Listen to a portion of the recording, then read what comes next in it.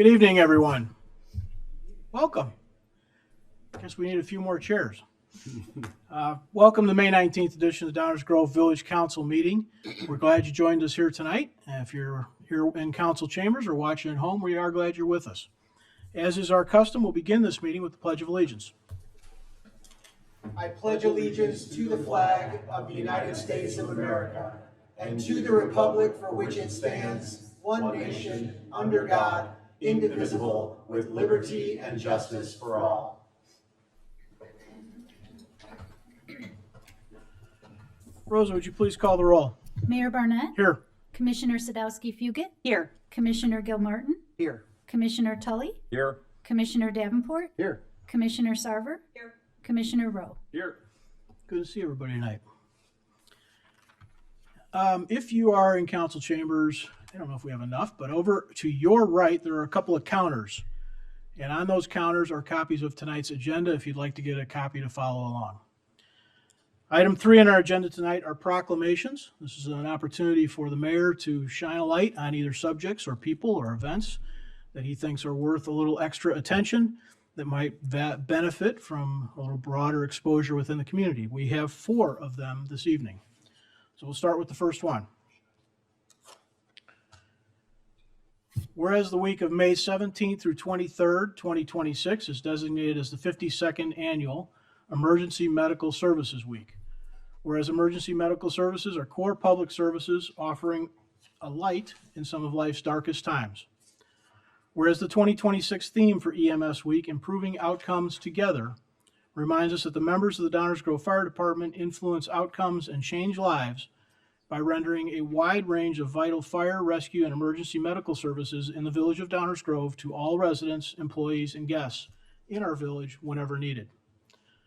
Whereas access to timely, quality emergency care dramatically improves the survival and recovery rate of those who experience sudden illness or injury, and the Downers Grove Fire Department provides such life-saving care to those in need 24 hours a day, 7 days a week.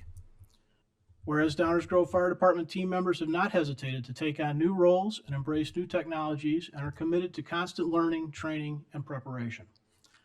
Whereas the members of the Downers Grove Fire Department engage in thousands of hours of specialized training and continuing education to enhance their life-saving skills. Whereas the observance of Emergency Medical Services Week provides an excellent opportunity for the community to recognize the value and accomplishments of the members of the Downers Grove Fire Department who work and train diligently throughout the year to provide the citizens and visitors of Downers Grove with quality and caring emergency medical care. Now therefore, I, Robert T. Barnett, Mayor of the Village of Downers Grove, do hereby proclaim the week of May 17th through 23rd, 2026 as Emergency Medical Services Week, and encourage all residents to share their appreciation and gratitude for the EMS professionals who provide life-saving services every day in our community. Dated this 19th day of May, 2026, Downers Grove, Illinois. And we have some members of that team here to accept this proclamation.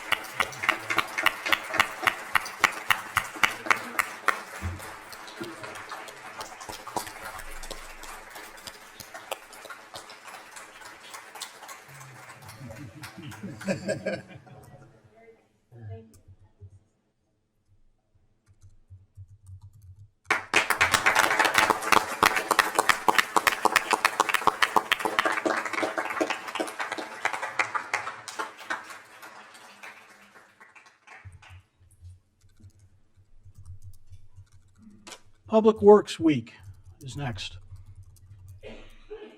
Whereas this year, 2026, marks the 66th Annual National Public Works Week, sponsored by the American Public Works Association. Whereas public works services include our water supply, public buildings, streets, sidewalks, traffic control signals, urban forest, fleet maintenance, stormwater management, and more, as provided in the Village of Downers Grove, and are an integral part of our citizens' everyday lives. Whereas public works professionals focus on infrastructure, facilities, and services is of vital importance to sustainable and resilient communities and to the public health, quality of life, safety, comfort, and well-being of the residents, businesses, and guests of Downers Grove. Whereas these infrastructure facilities and services could not be provided without the hard work and dedicated efforts of public works professionals who are engineers, managers, and technicians. Whereas the support of an understanding and informed citizenry is vital to the efficient operation of public works systems and programs such as water, storm sewer, streets, transportation, and public buildings. Whereas the efficiency of the qualified and dedicated personnel and staff of the Downers Grove Public Works Department is materially improved by a positive attitude toward and understanding of the work that they perform. Whereas the 2026 National Public Works Association theme for Public Works Week, Rooted in Service, Powered by Community, honors the professionals who manage, build, and maintain local infrastructure, including transportation, water, and waste services, making our communities safer, more vibrant, and better places to live. Now, therefore, I, Robert T. Barnett, Mayor of the Village of Downers Grove, do hereby proclaim the week of May 17th through 23rd, 2026 as Public Works Week in Downers Grove, and call upon all citizens and civic organizations to acquaint themselves with the issues involved in providing our public works and to recognize the contributions which public works personnel make every day to our health, safety, comfort, and quality of life. Dated this 19th day of May, 2026, Downers Grove, Illinois. And I think there's members of our public works team here too.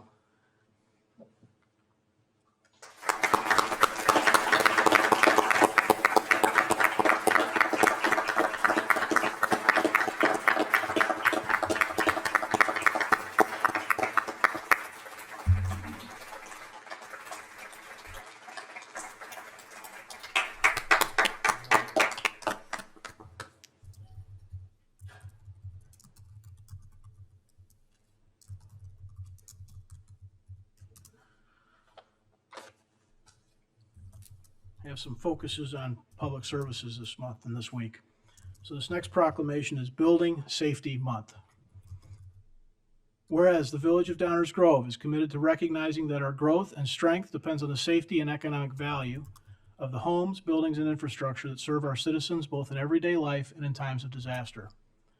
Whereas our confidence in the resilience of these buildings that make up our community is achieved through the devotion of vigilant guardians, building safety and fire prevention officials, architects, engineers, builders, tradespeople, design professionals, laborers, plumbers, and others in the construction industry who work year-round to ensure the safe construction of our buildings. Whereas these guardians are dedicated members of the International Code Council, a nonprofit that brings together local, state, and federal officials that are experts in the built environment to create and implement the highest quality codes to protect us in the buildings where we live, learn, work, and play. Whereas our nation benefits economically and technologically from using the international codes that are developed by a national voluntary consensus codes and standards development organization, our government is able to avoid the high cost and complexity of developing and maintaining these codes, which are the most widely adopted building safety and fire prevention codes in the world. Whereas these modern building codes include safeguards to protect the public from hazards such as hurricanes, snowstorms, tornadoes, wildland fires, floods, and earthquakes. Whereas Building Safety Month is sponsored by the International Code Council to remind the public about the critical role of our community's largely unknown protectors of public safety, our local code officials, who assure us safe, sustainable, energy-efficient, livable buildings that are essential to America's prosperity. Whereas Built to Last is the theme for Building Safety Month 2026 and reflects the Village of Downers Grove's ongoing commitment to responsible development, strong neighborhoods, and resilient infrastructure, as demonstrated through the village's comprehensive and guiding DG plans, as well as community-focused safety education efforts of the village's fire department, fire prevention bureau, police department, and community development department. Whereas each year in observance of Building Safety Month, people all over the world are asked to consider the commitment to improve building safety, resilience, and economic investment both at home and in the community, and to acknowledge the essential service provided to all of us by local and state building departments, fire prevention bureaus, and federal agencies in protecting lives and property. Now, therefore, I, Robert T. Barnett, Mayor of the Village of Downers Grove, do hereby proclaim the month of May 2026 as Building Safety Month. Accordingly, I encourage our citizens to join with their communities in participation in Building Safety Month activities, focusing on energy, innovation, building safety careers, disaster preparedness, and water safety. Dated this 19th day of May, 2026, Downers Grove, Illinois. I think we've got somebody from Community Development here. Stan?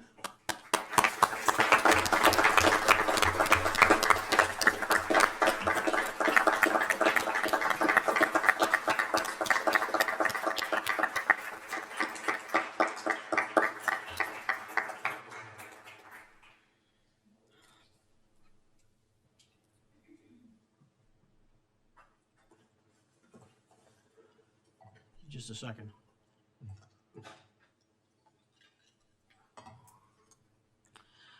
Okay, we have one more proclamation.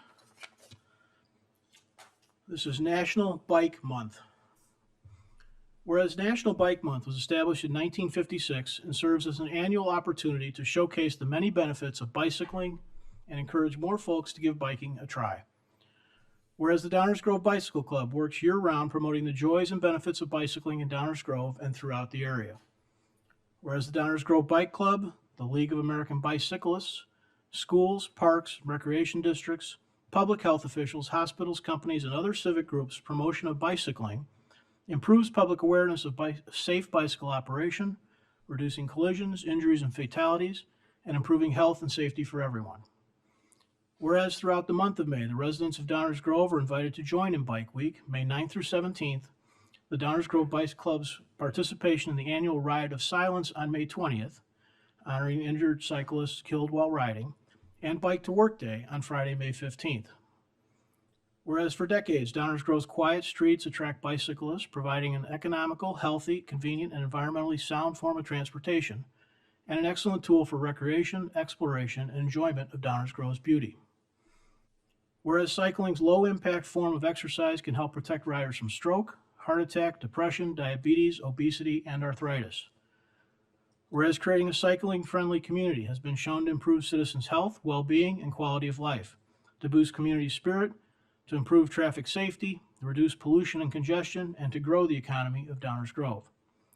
Whereas the village's comprehensive and guiding DG plans are intended to continue the development and improvement of non-vehicular transportation infrastructure to ensure safety, access, connectivity, and longevity, further demonstrating our community's commitment to the economic, environmental, health, and social benefits of biking.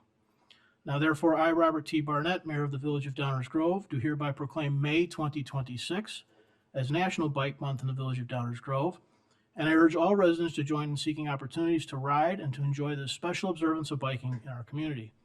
Dated this 19th day of May 2026, Downers Grove, Illinois. Are there any members of the bike club here? Okay. Yep, come on down. Come on down.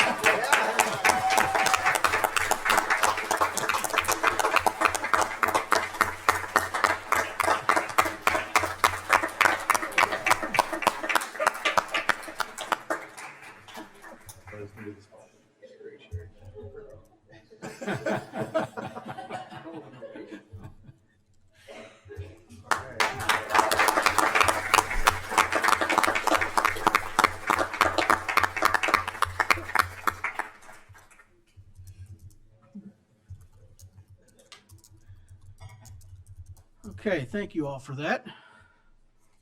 Item 4 on our agenda tonight is minutes of previous council meetings. Is there a motion? Mayor Barnett, I move to approve the minutes of the Village Council meeting of May 5th, 2026, and also the minutes of our executive session meeting on that same day, May 5th, 2026, as presented. Second. Any council comments or questions? Rosa, please call the roll. Commissioner Tully, Aye. Commissioner Sadowski-Fugit, Aye. Commissioner Rowe, Aye. Commissioner Sarver, Commissioner Davenport, Aye. Commissioner Gilmartin, Aye. Mayor Barnett. Aye, that passes unanimously. Item 5 is public comments portion of the meeting. We have a big crowd here and a lot of new faces, so bear with me just a minute as we describe how we operate this. This portion of the meeting is for comments not on items not on tonight's agenda. What that means is that each agenda item, there will be additional opportunity for comments. So this piece of the meeting right now is just for comments not on tonight's agenda. And there are a couple of guidelines we want to go with, okay? So the first is to remember that these council meetings are not open debates. They are meetings of the council, open to the public. They are not meetings of the public. Second, while we seldom, if ever, cut people off, we do expect people respect the time limit to allow everyone here this evening an opportunity to address the council. That time limit is 5 minutes. If you plan to speak, please keep the following in mind when you come to the podium. State your name for the record. Address your comments to me as the chair of the meeting. Keep your comments to 5 minutes or less, as mentioned. Avoid repeating what others have already said. It's okay to say I agree with the previous speaker or I agree with the last 5 speakers. In fact, if you watch our meetings, you'll see that often happens up here among council members. Please keep your comments to one visit to the podium per subject. And remember, your comments are most effective when they focus on subjects within the scope of Downers Grove Village governance. And lastly, be kind. Don't question the motives of others. Don't name call. Don't suggest somebody's up here for some nefarious reason. People come to address this council on a variety of subjects with a variety of opinions in various stages of information or excitement or distress. Let people have some space. Be kind to one another. Let people have their say. We will get through this. We will make sure everybody does have their say. But what we're not going to do is have a public debate about any particular subjects. Okay? So with that, this is the opportunity for public comments on subjects not on tonight's agenda. Come on down to the podium. Let us know what's on your mind.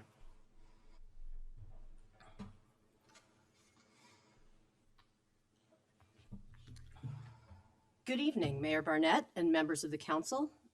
My name is Dr. Jody Harrop, and I have been a Downers Grove resident for 27 years.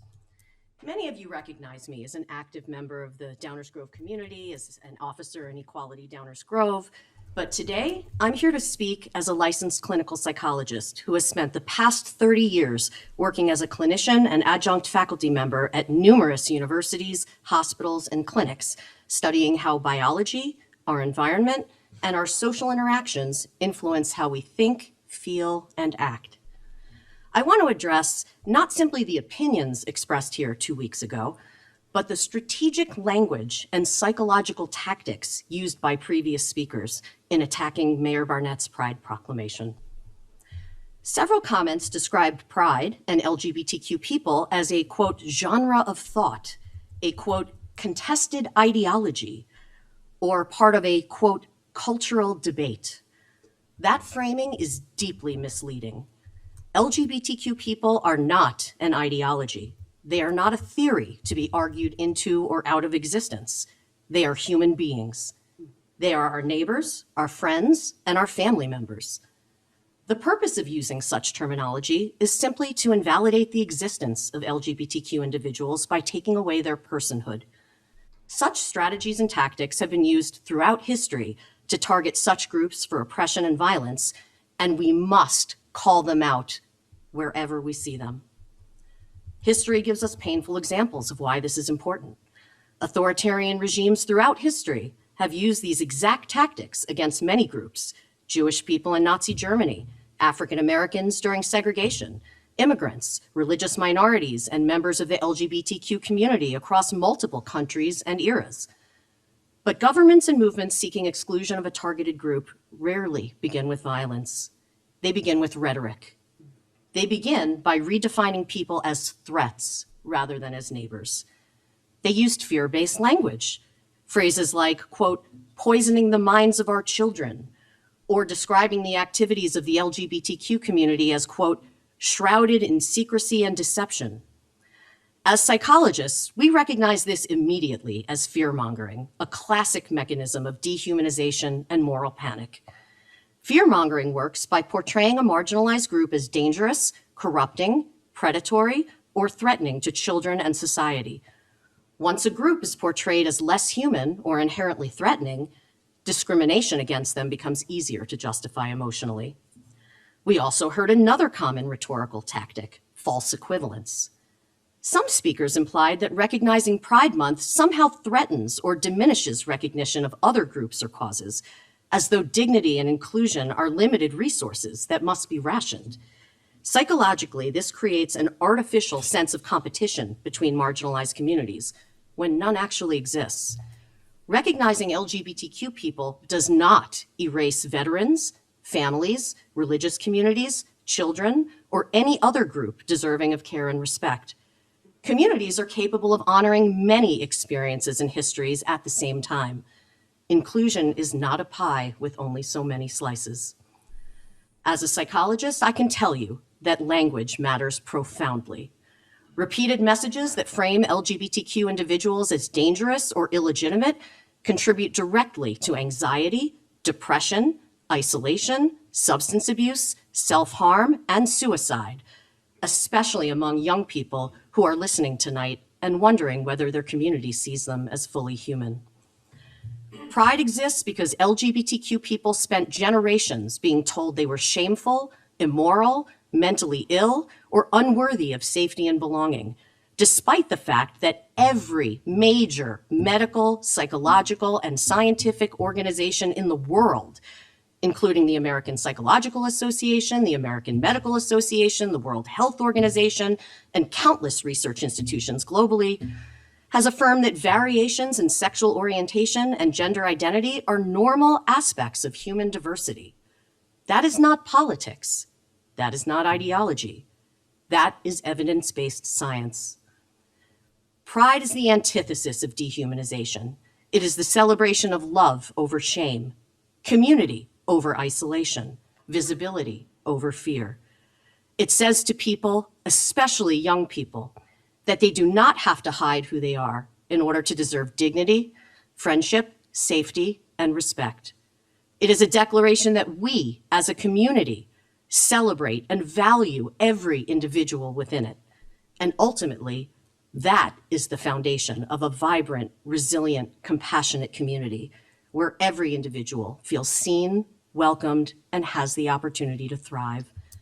So thank you, Mayor Barnett, for your leadership in continuing to recognize the profound importance of issuing a proclamation for Pride Month, and many thanks to the Village Council for all of your hard work and dedication to our village.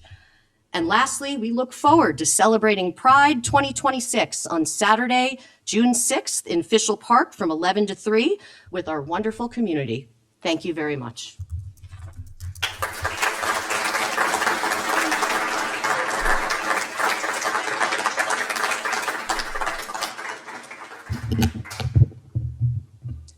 Good evening. My name is Molly, and I live in Downers Grove. Mayor Barnett, I'd like to start by thanking you for your commitment to proclaiming June as Pride Month. I'd also like to thank the council members who continue to support equality and inclusion in our village. Public recognition of these values sends an important message that our community is one where all residents deserve to be safe and welcome. In recent discussions, some have tried to frame opposition to Pride Month as merely a difference of opinion. People are, of course, entitled to their own opinions, but no one is entitled to use those opinions to deny others equal participation in public life. And while everyone may have the right to hold differing beliefs, that does not mean those beliefs are incapable of causing harm. The standard for harm isn't whether the speaker feels hateful, but the impact their words have on real people. As was just mentioned, we know from both lived experience and research that false, misleading, and intolerant claims have significant psychological consequences for LGBTQ+ youth and adults. A welcoming community is not merely symbolic, it is life-saving. Furthermore, existing openly and equally in public life is a fundamental civil right protected by our country's laws. Attempts to push LGBTQ+ people out of civic spaces or prevent public recognition are not simply differences of opinion. They undermine equal protection under the law. There is a crucial distinction between being denied the ability to participate in public life and simply being exposed to the existence of people whose lives or identities differ from your own. Recognizing Pride Month does not change what anyone believes, how they worship, or how they raise their children. It does not limit anyone's access to public spaces.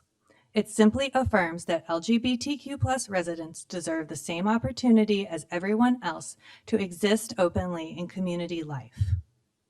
No one is required to attend a Pride event, but everyone who comes in a spirit of goodwill is welcome. A principle, by the way, that many faith traditions, including Christianity, hold deeply. Pride Month is not about exclusion, it is about inclusion. It rests on the simple belief that no one should have to hide who they are or who they love in order to be accepted by their community.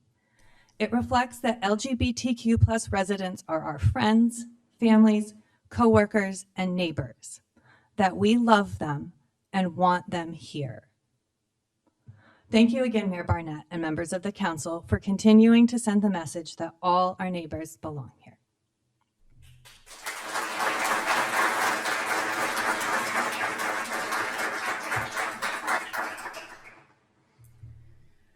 name is Robin Tryloff, and I'm a Downers Grove resident. I'm here tonight to address comments made at the last council meeting urging the village to stop recognizing Pride Month. I respectfully disagree with those remarks, and I fully support the village's continued acknowledgement of Pride Month as an inclusive and lawful recognition of members of our community. I'll address 4 points that were made at that meeting. First, the claim that recognizing Pride Month is, quote, against the will of the people, close quote. That does not speak for all residents. Our village is made up of people with different backgrounds, beliefs, families, and experiences. LGBTQ residents are part of this community as neighbors, taxpayers, business owners, parents, veterans, students, and public servants. Recognition of Pride Month does not diminish anyone else's rights or beliefs. It simply acknowledges that these residents also belong and deserve to feel safe and respected in their own community. Second, the assertion that Pride Month, quote, harms children, close quote. This is unsupported.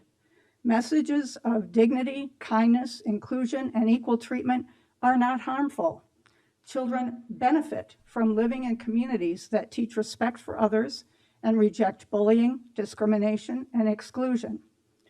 Many children in our community have LGBTQ family members, classmates, friends, or may themselves one day identify as LGBTQ. Public recognition helps foster a climate where all young people can feel accepted rather than ashamed or isolated. Third, there is no law prohibiting municipalities from recognizing Pride Month. Local governments, Downers Grove included, regularly issue proclamations recognizing cultural, historical, and civic observations throughout the year. Doing so is well within the village's authority and reflects a commitment to inclusion and civic unity. And finally, the demand for fairness. Erasing any specific group from public recognition is the opposite of fairness. Your job, serving all constituents, includes ensuring that every resident knows they are valued members of this community. That includes LGBTQ residents. A Pride Month proclamation does not require agreement from everyone, just as other proclamations may not reflect every resident's personal beliefs. The role of local government is to promote a welcoming environment for all who live here, not to endorse exclusion. I encourage the mayor and council to continue recognizing Pride Month and to reject efforts that single out one group of residents for exclusion from civic acknowledgement. Our village is strongest when every person knows they belong here. And I ask everyone in the audience who agrees with what I've just said to please raise their hand.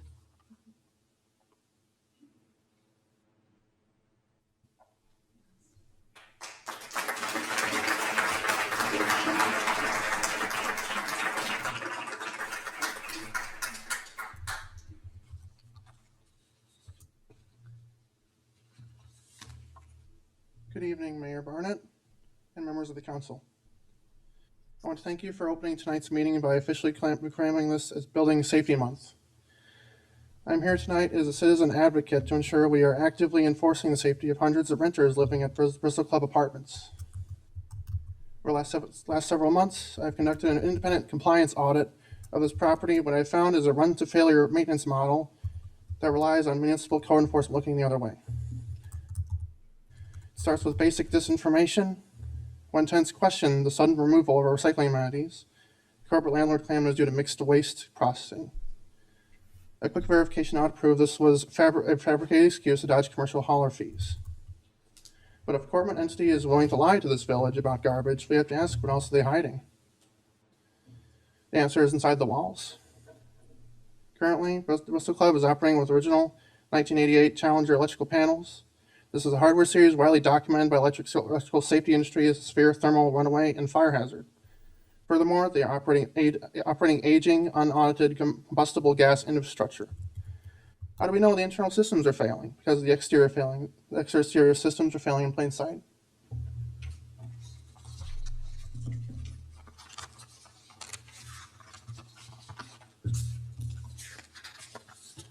One second.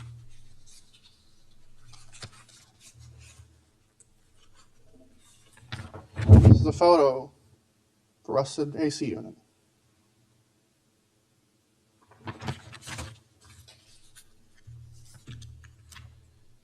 I have documented original exterior mechanical hardware that is heavily rusted and structurally compromised. This is a direct, undeniable violation of the 2021 International Property Maintenance Code, Section 304.2, which this council adopted. The village isn't enforcing visible rust and violations on the outside. It's still so certainty you are not auditing the visible life safety hazards on this inside. Complete documentation of these structural code violations has already been dispatched to the property's commercial lender, Swiss Re, for their internal review of the loan covenants. I'm here to ensure the village is no longer operating in the dark.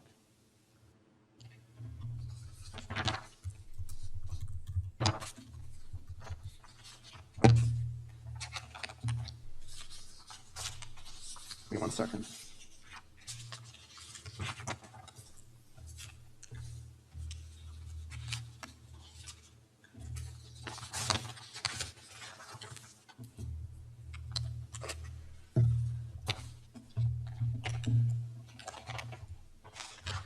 This legislative solution introduced a tiered penalty matrix. 1 second. To fix this broken accountability loop, I have authored the Multifamily Code Enforcement Accountability Initiative. This legislative solution is a tiered penalty matrix with uncapped daily accrual for unpermitted life safety systems. It mandates physical high visibility compliance tagging on all gas appliances so tenants and inspectors can visually verify safety in tenants. Attaches fines directly to the property deed to prevent corporate shell game evasions. It offers municipal matching grants for repairs only if the landlord agrees to a 24-month rent freeze.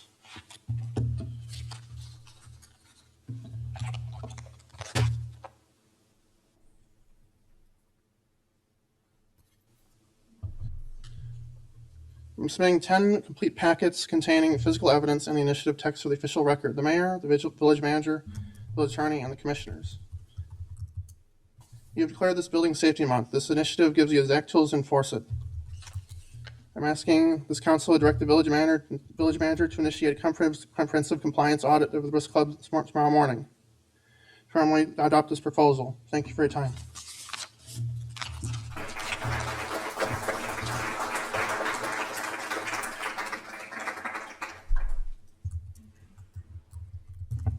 Hi, I'm Laura Kamidolski, Downers Grove resident. Thank you, Mayor and Village Council, for supporting the Pride Month proclamation. I really agree with the first three speakers because they so eloquently talked about how language and used and the arguments made, need to be deconstructed and considered for what they really are. And I'm kind of talking about the darker side of that. They kept it so positive, the positivity of inclusion and full participation for everyone in our society. But, we still need Pride Month because of the things we heard that they deconstructed. The gay community, I'm sure, has had enough of being closeted and persecuted, often violently, by society. And, those attitudes against Pride Month, to me, just speak to the attitudes that ruined countless lives for decades and decades. And when you think of the waste of those lives and the things people had to suffer, it's horrible. Second-class status, hiding who they were. I can't imagine that. I think that people are saying, let's send people back to that state because the message is the same. It's in new language, but it's like, we don't want to see them. And I have a big problem with that. I heard two stories about veterans, a Navy veteran in Vietnam, serving with distinction and everything. And then later on, at the tail end of the war, at the end of the war, he was dishonorably discharged. And I just thought, again, a person just thrown away in a way.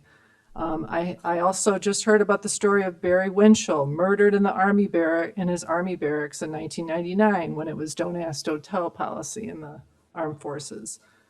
And his section leader didn't put a stop to the homophobic bullying because, as he later testified, pretty much everybody in the company called him derogatory names. Everyone was having fun. So this this guy, this 21-year-old in the Army, was beat to death with a baseball bat while he slept. His mother, Patricia Kutelis, if I'm saying that right, fought for over a decade to repeal the military's Don't Ask, Don't Tell in that era. She said this policy says to other service members that gays in the military are second-class citizens. They're not worthy of respect dictated by the Army's values. The policy must end. It corroborates the fears and bigotry of those who are anti-gay. Worse, it encourages those who are prone to violence to act on their rage. Later that was repealed, but now again in this Trump Pete Hegseth era, all that stuff is coming back, banning the celebration of Pride, taking away the name of a ship, characterizing the LGBTQ plus inclusion as a Marxist agenda, undermining the effectiveness of the military. So, these hard fought protections that were won by people over the years, this stuff comes creeping back. So again, Pride is about having the right to be seen the same way as others, to celebrate a public existence, to participate and belong in our society. I support Pride Month. Pride is power.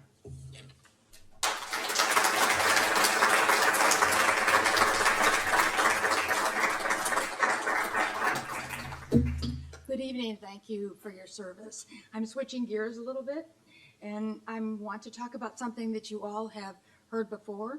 It's the intersection of Highland and 35th Street. My name is Julie. I'm a resident in Mistwood in development, and I come past that intersection all the time. One day I was not so fortunate, and perhaps this is something you haven't heard before. I T-boned into someone who passed right in front of me, totaling my car and obtaining injuries that, thank you to the EMS people, took me to the hospital. And right now my car is gone, but I'm okay.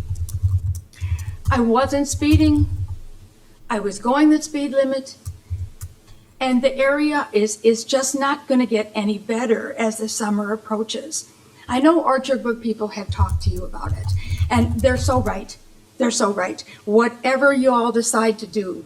But I learned last night that there will be some construction going on north of Mistwood on up toward the highway.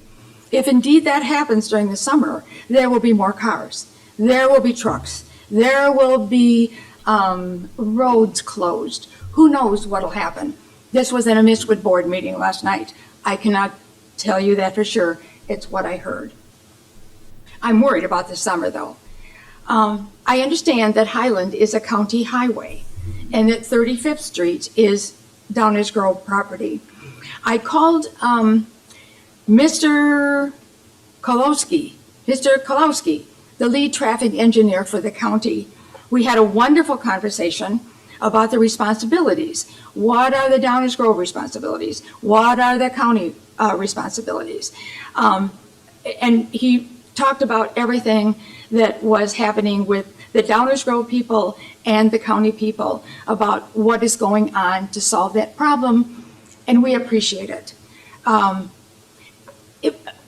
I try not to complain unless I can find a solution for things. And of course, I can't. I think the solution is up to all of you and what you can work with the county. But something has to be done. If you will come off Butterfield and go down Highland, the straightaway is tremendous. And you cannot see the entrance to 35th Street, and you can hardly see the entrance to Barneswood. The tops of the trees are in the way. I think the bottoms have been trimmed. I think the county did that. At the top of that hill, it's like a straightaway. You can't see either one of the exits to Highland. So I would encourage you to do that as well. And just take a look. I appreciate everything you're doing. And I just wish it were faster. We need some kind of item. I'm not saying we need a traffic light. We need a flashing sign. We need something more than the county put up, which was only there for a couple of weeks. You know, the flashing things that are movable. The people coming in and out of that 35th Street, and those of us coming from Mistwood on to wherever we're going south, and the people coming from Butterfield, we all need to be reminded that those entrances to those streets are there. Thank you very much.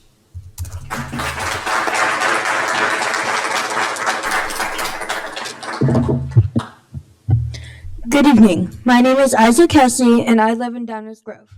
I'm 12 years old and have been going to school here for 7 years. My teachers have not really even mentioned LGBTQ+, and have only supported me and my friends for who we are. I'm excited for Pride Month celebrations because it's always a great way to celebrate all types of families. Thank you, Mayor Barnett and Village Council, for recognizing Pride Month.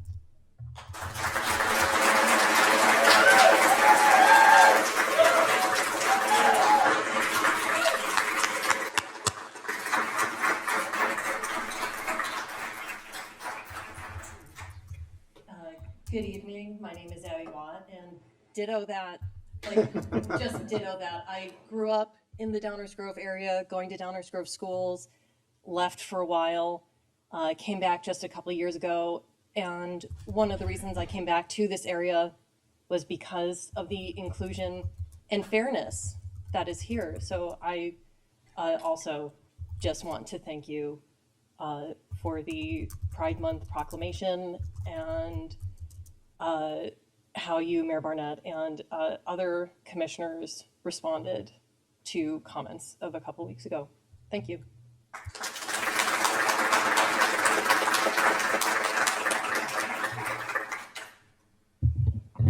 Good evening, Mayor Barnett and members of the Village Council. Eileen Briner, I'm a resident. I'll address my comments to you, Mayor Barnett, as you alone are responsible for issuing village proclamations.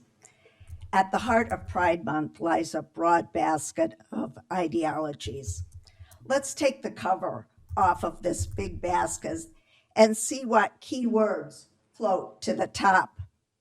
These key words that I see coming to the top are homosexuality and transgenderism. Homosexuality is a personal matter. Personal lifestyle choices are not typically the subject of official village-wide celebrations. No other sexual orientation receives this level of government recognition. I respectfully ask that the village issue proclamations for broadly supported purposes, such as honoring veterans, first responders, historic preservation or public safety, or eliminate month-long proclamations entirely. The second idea, transgenderism, is a contested cultural issue that does not enjoy full community support. It raises serious concerns for women and families. Women and girls in Downers Grove and nearby school districts have faced uncomfortable and unfair situations, including sharing locker rooms and changing facilities with biological males. Their privacy and comfort deserve equal respect. In sports, biological males retain clear physical advantages in strength and speed. This creates unfair and sometimes dangerous competition for female athletes. Female rights and opportunities are being eroded by transgenderism. Where are the feminists who fought for these rights and they're now being eroded? Government should not use official proclamations to endorse one side of a contested issue. Our village hall, our public resources belong to every resident, not just those who hold a particular viewpoint on sexuality or gender. Mayor Barnett, I urge you to carefully consider these concerns before issuing any further Pride Month proclamation. Let us recommit to genuine neutrality so that all residents, including Christians, conservatives, and families with traditional values, feel equally respected here. Thank you for your time and service. Hey, guys. Hey, guys. You hold on one second. don't start on the booze or just don't, okay? It's not helpful to any single thing that this body might try and do going forward, which is serve the residents of Downers Grove. There are clearly going to be opinions, probably within this dais here, about what should be done next on any number of subjects. I am not going to look at one of my colleagues and boo them. We're expecting the same thing from you guys. You're all residents and neighbors, okay? Just don't do it. Go ahead, please. Julie Green. I just want to do a little facts. Illinois High School Association estimates there are 25 transgender student athletes competing across the state out of roughly 133,000 total participants. Out of this total, only 3 or 4 are transgender girls granted waivers to compete in girls' sports.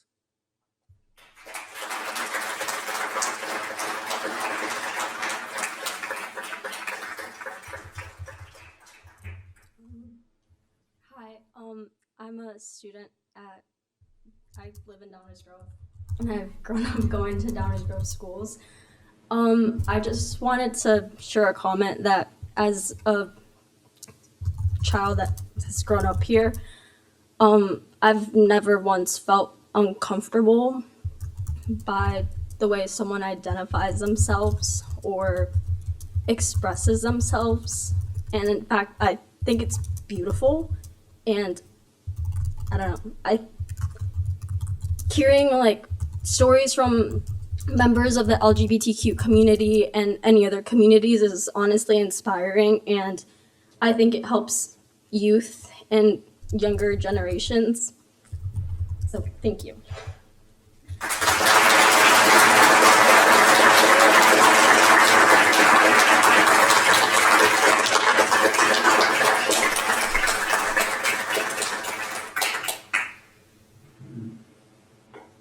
Anyone else? Comments not on tonight's agenda? Okay, we will continue then. Thank you all for your patience with each other and your participation tonight. Item 6 is our consent agenda. Is there a motion concerning the consent agenda? Mayor Barnett, I move to approve the consent agenda as presented. Second. Rosa, please call the roll. Commissioner Tully, Aye. Commissioner Sadowski-Fugit, Aye. Commissioner Rowe, Aye. Commissioner Sarver, Commissioner Davenport, Aye. Commissioner Gilmartin, Aye. Mayor Barnett. Aye, that passes unanimously. Item 7 is our active agenda. This is the portion of the meeting where we take up items on which we plan to take action tonight. That means these items would have been discussed at least once before, sometimes many times before. Is there a motion concerning is there a resolution about the housing authority? Motion Mayor? to, Yes, Mayor. I move to adopt a resolution of the Village of Downers Grove in support of Municipal Housing Authority and in opposition to the Illinois Build proposal as presented. Rosa or Dave, would you either read or summarize that for us? Second. Thanks, Martin. I'll read it. Okay, Mayor great, thank Barnett. you. A resolution of the Village of Downers Grove in support of Municipal Housing Authority and in opposition of the build proposal. Whereas the Village of Downers Grove is a home rule unit pursuant to Article 7, Section 6 of the Illinois Constitution of 1970. And whereas the Village of Downers Grove as a home rule unit has the responsibility to promote public health, safety, and general welfare by regulating land use, density, and development standards within the village in a manner commensurate with the unique issues impacting its residents and the various communities within the village. And whereas land use and zoning decisions are appropriately made at the local level by municipal officials familiar with the unique characteristics of their respective municipalities, and whereas the village recognizes that municipal authority of land use and zoning is a means to address separate, incompatible land uses, protect property values, manage traffic flow, ensure adequate infrastructure, and guide orderly community growth. And whereas the village has undertaken initiatives to foster the availability and adequacy of attainable housing units throughout the village, while also ensuring that such land uses are compatible with the communities in which they are situated, including taking such actions such as working in conjunction with the Metropolitan Mayor's Caucus on the creation of an attainable housing study, amending its zoning regulations to provide for additional dwelling unit allowances, and recently adopting an award-winning comprehensive plan. And whereas the village's comprehensive plan supports missing middle housing and higher density development, and whereas state legislation that mandates residential density as a matter of course without regard for the impact upon the unique nature of various communities throughout the state eliminates discretionary review of residential development by those officials intimately in tune with the needs of the communities in which they have been elected and appointed to serve. And whereas a one-size-fits-all approach to development density will not necessarily result in increased affordability amongst the impacted developments, as various other factors impact the affordability of units, such as the cost for land, materials, labor, financing, and the availability of other market incentives. And whereas state-mandated regulations governing development density is antithetical to the Illinois Constitution's grant of power to home rule units to regulate for the protection of the public health, safety, and welfare of their communities, and whereas the Building Up Illinois Developments Build proposal, which includes a series of House and Senate bills, SB 4060, SB 4061, SB 4062, SB 4063, SB 4064, and HB 5626, raises significant concerns regarding the loss of local zoning and development authority. And whereas the Village Council of the Village of Downers Grove finds that the existing municipal authority governing land use and zoning is essential for the continuing community vitality of the village. Now therefore, be it resolved by the Village Council of the Village of Downers Grove as follows. Section 1, the foregoing recitals shall be and are hereby incorporated as findings of fact as if said recitals were fully set forth herein. Section 2, the village urges the Illinois General Assembly and the governor to oppose the billed proposal and any legislation that usurps municipal control over development and preserve municipal control over land use and zoning in its current form without additional state-imposed restrictions on municipal governments and the communities they serve. Section 3, the village urges the Illinois General Assembly and governor to confer and collaborate with local stakeholders, including but not limited to locally elected and appointing municipal officials throughout the state of Illinois with respect to legislation that will help to combat issues affecting attainable housing. Section 4, the village urges the Illinois General Assembly and governor to pass legislation that combats the underlying issues that negatively impact the availability of affordable rental units, such as the lack of funding, technical assistance for affordable developments, and infrastructure investment relative to higher density redevelopments, rather than passing legislation that usurps local control over development. Section 5. The village clerk shall forward a copy of this resolution to the governor and members of the Illinois General Assembly. Thank you, Rosa. Drew the short straw tonight. Yes.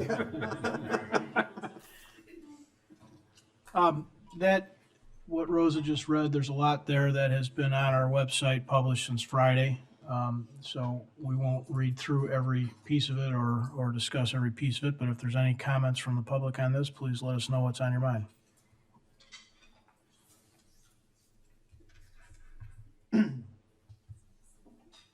Okay. Council member comments? Chris, go ahead. Thank you, Mayor. 2 weeks ago, I shared my concerns about this Illinois Build Plan, primarily around the House Bill 5626, and followed up with my remarks with a social media post for residents who weren't in the chambers. Since then, I've received a ton of feedback from the community. It's actually been pretty overwhelming. I've heard from residents at every part of Downers Grove, from people I usually agree with on local items, people I don't usually agree with on local items. And what I've heard from, I would say, nearly all of them is the same message. This is not a left or right issue. This is a question of local control. and whether the planning decisions about the neighborhoods we live in are made in this room by our locally elected officials or from the state capitol. I support passing and sending this resolution as it places the village of Downers Grove formally alongside the Illinois Municipal League, the Metropolitan Mayor's Caucus, and many of our peer communities who have publicly and formally opposed this legislation as it's currently written. I also do want to take a moment to address one piece of criticism that I've received because I think it deserves a response. Some have observed that the bills that we're discussing are still in committee, and that sharing the current state with our residents, urging them to contact their representative, or taking a public position on a bill that hasn't reached the floor may be premature. I respect that view, but wholeheartedly disagree with it. Feedback delivered late is feedback that does not get incorporated. If we wait for a bill to move out of committee before we weigh in, the time to shape it, I believe, is already past. This council took that exact approach when the statewide ban on cat declawing was still in committee. We passed our own local ordinance banning the practice. I voted for that proudly, deliberately, while the state bill was still being shaped to signal how this community viewed the issue. It wasn't a formal resolution like tonight, but it was an unmistakable message delivered when it could still influence the conversation. I don't see this as any different. I also acknowledge that 2 weeks ago, my comments on this left the impression that a floor vote was imminent. That was not my intent, and I want to be precise about that tonight. The bill remains in committee and may not actually advance this session, but the chance of advancement was not zero then, and it is not zero now. And there are upcoming sessions where a bill in some form would likely move to the floor. What I know now is that the proposal currently there continues to be publicly defended by the governor's office, and sponsors are continuing to negotiate. I am also not naive. I understand that bills of this scope routinely change as they move through the chambers. Language gets revised, amendments get added, compromises get cut. That's exactly why I think this is the time to be heard. Given that most of the blunt changes currently listed in these bills hit at the very foundation of one of our core responsibilities as village commissioners and as a board, establishing, navigating, overseeing, and enforcing zoning, I feel we would be remiss in our duty if we did not make sure our residents were aware of this proposal, however slight the chance the passage in its current form might be, and if I did not lend my voice to opposing legislation that, in my judgment, will not solve the challenges that our community and our state actually face. As you heard in the resolution, we are a home rule community. That status gives us authority to make zoning decisions our community wants. But that authority does not come for free. With that authority, we also have a responsibility to defend those decisions in court if challenged. With that authority, we hire counsel. We carry legal risk. We accept that cost because the authority to make these decisions belongs with the community that bears the responsibility for them. As it stands today, these bills ask us to bear that cost, but give up that authority. I won't repeat at length what I said 2 weeks ago, but I do want to say this again. Downers Grove is not standing still on affordable housing. We have real work underway to expand attainable housing in our community, and we are committed to being a part of the solution. And I, for one, am encouraged that the state is looking for ways to solve this real crisis.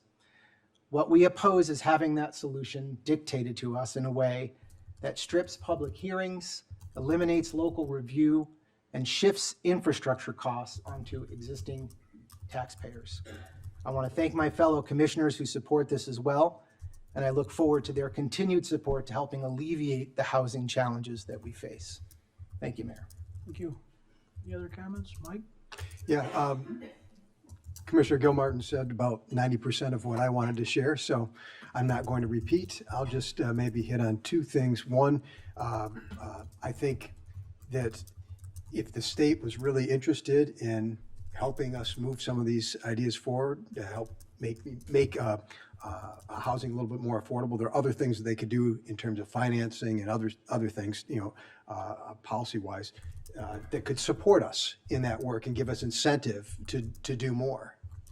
In fact, maybe to do, for other communities to do what we just did with our comprehensive plan. And so there's much in this Build Illinois plan, I think, that as a council, we've already kind of affirmed is something that we want to have discussions about, or we've already taken some action on.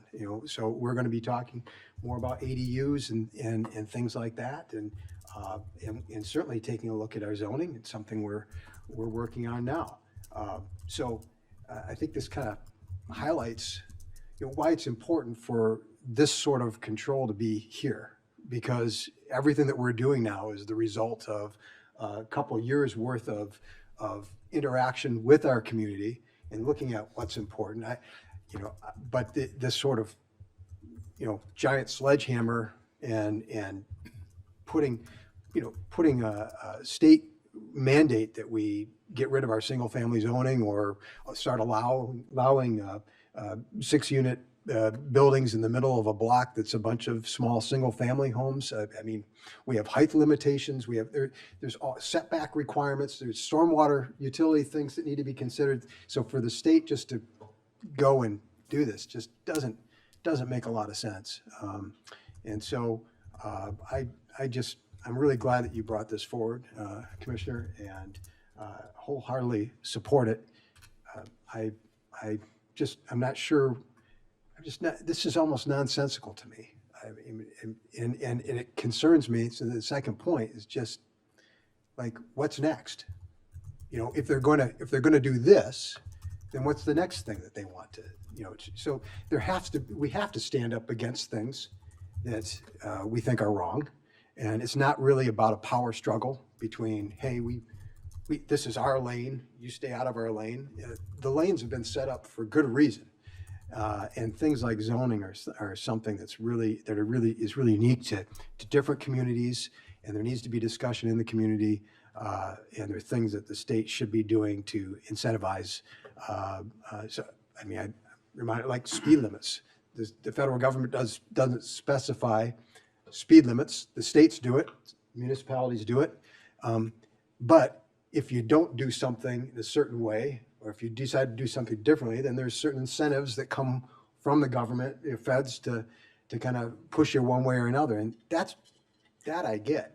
But this is really concerning. This is an overstep by the state. I wish I could better understand why the governor thinks, or any of the legislators think, that this is the best way to go about solving a housing issue, when, as the proclamation or the resolution clearly states, there's all kinds of things that influence housing costs, and this is just one piece of it.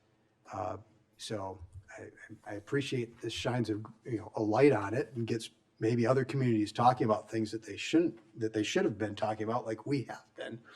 But to take this away from our community to decide is really concerning. So it's important that we make this statement, and I appreciate the work by staff and by my fellow commissioners. Thank you. Leslie? Yeah. I am going to support the resolution for two main issues, because I agree with Commissioner Davenport that this feels kind of like taking a sledgehammer to things, and it'll really have deeper infrastructure impacts that I think maybe were not considered from the beginning. And the other concern I have is around, will this actually make units affordable? Sure, we can have higher density, but that doesn't necessarily mean that private equity, again, can't come buy up a whole bunch of land and then build a bunch of luxury condos. So it felt like a bill that was meant to get everybody talking, but not necessarily hopefully get passed. One thing that I want to point out from the resolution is that it talks about conferring and collaborating. And after speaking with a couple legislators in Springfield, I think we could have done a better job as a council bringing this forward in communicating with our legislators in advance about our concerns. When I talked to a couple legislators in our area, they had the exact same concerns, and that was why they were not going to support it and weren't sponsors. and part of why they really kind of fought back against it going back into the Rules Committee. We are the touch point for our community. We always talk about that up here, about how we are the first place where people go to regardless of what level of government it is. And I do think it's really important for us to discuss the things that we have concerns with, because I think we need to. But I think we also need to be bringing in some of our state legislators. It's easy to forget that they live in these communities too, and they're going to be impacted by all of the same things. And so to have that collaborative spirit, I think we need to have these conversations before making big declarations. So I'm comfortable doing it because I have had conversations with legislators now. I understand that they have some of the same concerns. I have all the concerns that are in this resolution, and I am fully supportive of the idea, but I'm hoping that we can have more productive conversations within levels of government moving forward as we continue with discussing things like affordability, because they don't just impact Downers Grove, as we know, they impact everywhere. And it is not just solely a Downers Grove problem that can be fixed in Downers Grove. We are going to have to talk to other communities and the state in order to figure out what is accurate. So hopefully this leads to some really good back and forth discussion between residents and different levels of government. And hopefully we can tackle some of these affordability issues that we've been talking about up here a lot. That's all I have. Thank you, Mayor. Thank you. Martin? Thank you, Mayor. First of all, I want to thank Commissioner Gilmartin for bringing this forward. I don't think the words were fully out of your mouth 2 weeks ago when I said, and others up here said, yes, that's a good idea. I agree with everything you said, so much so that I am going to repeat much of it and then add some more to it. Taking a step back, there are a couple of foundational things that this council, this community has pushed back against when they come from Springfield in different flavors for the last 20 years. And for the last 20 years, on and off, I've been part of DuPage Mayors and Managers, Illinois Municipal League, Metropolitan Mayors Caucus, on and on and on, and have spent a considerable amount of time in Springfield over those 20 years lobbying on behalf of the Village of Downers Grove and municipalities in general. And there are two things that just about every municipality, I'll leave Chicago out for a minute, just about every municipality is rock solid on, and it is absolutely not a partisan issue. And those two things are, we want to retain local control and we oppose unfunded mandates. This is both of them, and in the most clumsy way possible. So part of me is, yes, we should always be working with our legislators, and we do, but come on. I'm thinking of the attacks on the local government distributive fund. If you don't know what that is, you should, because it's how a lot of what we do gets funded. And the state will, over the last 20 years, has sort of quietly come up with these plans to take that revenue stream, which is something that municipalities gave up voluntarily as part of a grand compromise in the 1970 Illinois Constitution. He didn't think there was going to be a history lesson here. But every time that has come up, we have pushed back hard. Resolutions, standing in the offices of legislators. I've spoken to governors on this issue, multiple governors, both Republican and Democratic governors, because it is a municipal issue. It is not a partisan issue. It's about protecting local control, and it's about minimizing unfunded mandates. And this is both in the worst way. I have to repeat that. I absolutely agree on the timing issue. Sitting and waiting until it's just about to go somewhere, it's too late. This is a message that has to be said as frequently as possible in every opportunity, every time it raises its ugly head. I see this as just like the attack on local government distributive fund, except now this is, we are going to tell all municipalities what to do in a cookie cutter fashion from Springfield, mind you. So go head down to Springfield and talk to your legislators and the governor about that. Or would you rather come here and speak at this podium and have it affect your actual community? I think I know the answer to that. This is about allowing communities to solve these problems in their ways that are unique to their communities. We are communities by design. We are communities, people live in towns because of various reasons, and everyone wants to have a say and a voice in how their town looks. I heard a lot of people get up here tonight and speak very passionately and very forcefully about how they want their community to be reflected. This is similar to that. We want our community to be reflected in how we tackle attainable housing and not be told how to do it from Springfield in a cookie cutter way that doesn't differentiate between communities in any way, shape, or form. Commissioner Davenport is absolutely right. If Springfield really wanted to help with this, they could provide means of assistance for us to continue what we've already started doing. One of the comments that we got is, well, I don't understand why you're doing this. I'm looking at this bill and I'm looking at your guiding DG and I see a lot of things that are very similar. That's because we're trying to do this locally in the way that is truly Downers Grove. Why don't you help us do that instead of basically cutting us off at the knees and saying, no, you need to do it my way. And by the way, I don't know what's going on in your town. I don't care what's going on in your town. Just do it. That is absolutely wrong, and we should push back against that at every opportunity. It's an erosion of home rule authority, as Commissioner Gilmartin said. And every time that comes up, I don't care what flavor of ice cream it is that's coming out of the Springfield ice cream truck, we have to push back against it. As I said 2 weeks ago, this is not even an effective way to tackle the problem. It is a sledgehammer that someone is using to try to fix a crystal vase. That's what this is. And it will just destroy the vase is what it will do. And it will eliminate your ability to come here to speak to your local elected representatives on issues that affect you directly. That's just wrong. So I agree that the timing is entirely appropriate. And if we have to pass one of these resolutions every month for the next 2 years, then by goodness, please bring them forward. Thank you, Mayor. Tammy. I will also support this resolution, and everyone's covered pretty much what I was thinking. But the one thing I want to add is that I find it interesting that in a state where our state leaders are so adamant on the concept of federalism and the role within federalism that the state should play, that they would impose the same kind of tactics that are completely seen as terrible and overreaching by the federal government. So that's it. Thank you. Rob? All right, so I agree with everything that's been said. I'm obviously supporting this. I'm going to take this a little bit of a different direction. I think that I commend the state for stepping up to the plate and taking a swing at something that is a very difficult, multifaceted problem. However, it's a giant swing and a miss. I think that the intention there was well intended, but what has come out with this current bill as it's written completely misses the intent of what they're trying to do. And I just think giving you guys an example of what I'm talking about is important. So this statute with this one size fits none zoning, what it calls for is if you've got a lot square footage between 2,500 and 4,999 square feet, anyone by right can put a 4-unit building on it in any residential zone, okay? Next, 5,000 square feet to 7,499, and I think it's to 7,500 square feet. 6-unit building, anywhere in any residential zone with one size fits none. Finally, more than 7,500 feet, 8-unit building, okay? So let's put this in a realistic number. I live in North Downers Grove.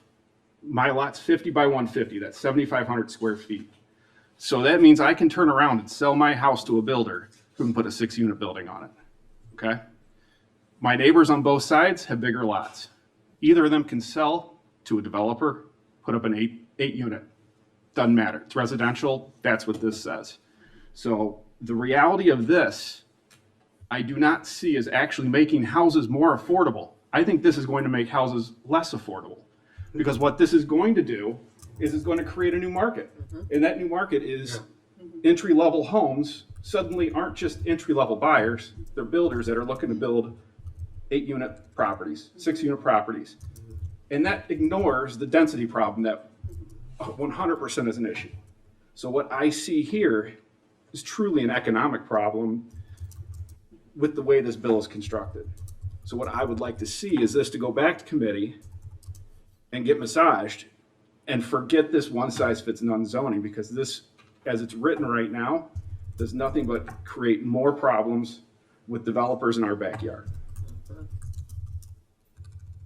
Thank you. Anyone else? Chris, go ahead. Yeah, just a couple of things, Mayor. First, to follow up on Rob's numbers, The number of lots in Downers Grove that are 7,500 or more is 14,926. That's 85% of the lots in Downers Grove that would be eligible under this bill for an 8-unit building. The second is to Leslie's comment. I completely agree. Communicating with our state representatives and senators is key. I reached out to both. I heard back from one. And I'm happy to share the details of that conversation with you in private. I will tell you, there was not a lot of information had or shared. So what you heard about them not supporting was not shared with me. And candidly, it was part of the reason that it was brought up, because there is not a whole lot of information coming out of Springfield to give us where this might be headed. So I just want to go on the record to say that this was not just a statement in public. This was after reaching out and not hearing back, or hearing back very little to almost zero information. And I'll keep the rest of that private between Commissioner Sadowski, Fugit, and I. Thank you, Mayor. Anyone else? I'd pull Chris's thread just a little bit. I agree. I agree with this entire resolution. I appreciate you pulling it together. That was time well spent. I will say, to follow up on some of the stuff Martin said, my gray hair and long in the tooth is probably showing, but this is like every session the legislature is in session. Municipalities are on the defense. This happens to be one that has got everybody's attention, but it is every single session. Springfield is an enormous challenge for local authority, and they constantly erode it or take best efforts at eroding it. And I have some theories on why. I think it's because not nearly enough legislators spent time as elected local municipal servants with the same responsibility. They served on commissions here or there, but they didn't have the same challenges that we have, which are balancing all these competing interests and trying to manage the entirety of the legislative process for municipal government. And they end up in Springfield and they come up with an idea. They are well-intentioned. They want to solve a problem that is a very real problem. I don't want to get that missed. But this is a every single session challenge. I take a little bit of exception to the idea that they somehow don't really know what we think. Every municipality, almost every municipality in Illinois, pays membership and sometimes more for individuals to be in touch with these folks. Every cog in Illinois has weighed in on this. DuPage mayors and managers happens to be ours. Every municipality is part of that. They've weighed in, and they weigh in every session on all these issues. This one's come to the forefront because it is so dramatic, given some of the numbers that Rob and Chris have said. But a million other issues every year fly under the radar and chip away at the village's ability to serve you directly. That happens every single session. There is not a legislator in Springfield today who isn't 100% crystal clear on what this resolution says a month and a half ago. Not one. If they say, well, they're not too sure or they're interested in hearing more, what they're doing is dancing. Every cog in Illinois, every municipal representative, collective advocacy body has been on this like white on rice, with white papers, with people in their offices, with committee meeting hearing testimonies. This is not kind of sort of we're figuring it out. It may be softening, but if it's softening, it's because of the response that folks like you have given and should continue to give. Unless you want thousands of properties in Downers to have no more local recourse. That's just it. So I'm fully supportive of this, and I know that sounds a little grumpy at the end, but it is not cool to sit in Springfield and act like you're suddenly interested in hearing from us. You hear from us every single day. This affirms that. It's a good thing. I'm glad to be doing it. A little bit of reality check. Anyone else? Rosa, would you call the roll, please? Commissioner Gilmartin? Aye. Commissioner Tully? Aye. Commissioner Rowe? Aye. Commissioner Sarver? Aye. Commissioner Davenport? Aye. Commissioner Sadowski Fugit? Aye. Mayor Barnett? Aye, that passes unanimously. Item 8 on our agenda is our first reading. This is the portion of the meeting where we take up items for discussion, which we do not plan on acting on tonight. These are items we may have talked about before, we may be continuing, or they may be read for the first time tonight. But again, these are items on which we will not be taking action this evening. Dave? There are 3 items on tonight's first reading, Mayor. The first is consideration of an agreement regarding water main system improvements. We call this Contract B. Here to provide background information on this contract award is our Director of Engineering, Scott Vasco. Good evening, Mayor and Council. Tonight we'll be discussing the 2026 Water Main Improvements Contract B. As David referenced, this is the second water main project. You may recall we had one earlier in the year for the work on 39th Street. So this project was bid in May. We received 6 bids for this project. Girardi Sewer and Water was the low bidder at $2,608,131.90. And they have satisfactorily completed these projects in multiple municipalities, as well as 2021. They did a water main project for us. So this work is scheduled to occur from July till November of this year. A couple of the highlights for this project, it's 3,700 feet of 8-inch water main replacement, 86 water service replacements, 31 of those are lead service lines. So we are getting into some lead service lines with this project as well. Roadway patching and resurfacing, and then we'll bundle some sidewalk work as well, as we typically do. There's 3 locations for this project this year. First is Herbert Street, south of 39th off of School Street. It's a double cul-de-sac. The other 2 areas are Hitchcock from Jefferson to Thornwood, and then Highland Avenue from Rogers to Prairie. The piece on Highland will also have one of our stormwater water quality structures installed as well as part of the project. So with that, I'll open up to any questions you might have. Thanks, Scott. Any questions or comments from the audience? Council comments or questions? Mike? Yeah, one I forgot to ask ahead of time. So when we do these lead water line replacements, is that just the B box to the main? No, that's all the way from the main, all the way into the house. All the way into the house? Yeah. Fantastic. So it's complete service. All right. So terrific. Thank you. Leslie? Yeah, I just actually had one quick question that I also kind of forgot. So the portion on Highland also kind of crosses by St. Joe's. Are we going to try and kind of prioritize the timing of that to get it done as, Yeah, that'll probably quickly as possible with school? Yeah, when we start in July, we'll focus on trying to get that one done with the contractor so we don't impact school season, for sure. Yep. Thanks. Anyone else? All right, Dave? Thank you. Thanks, Scott. The next item is consideration of an ordinance granting a special use approval for the property at 5145 Washington Street. This has to do with a petition related to a dental office. And Mike is doing his thing while we call up Community Development Director Stan Popovich.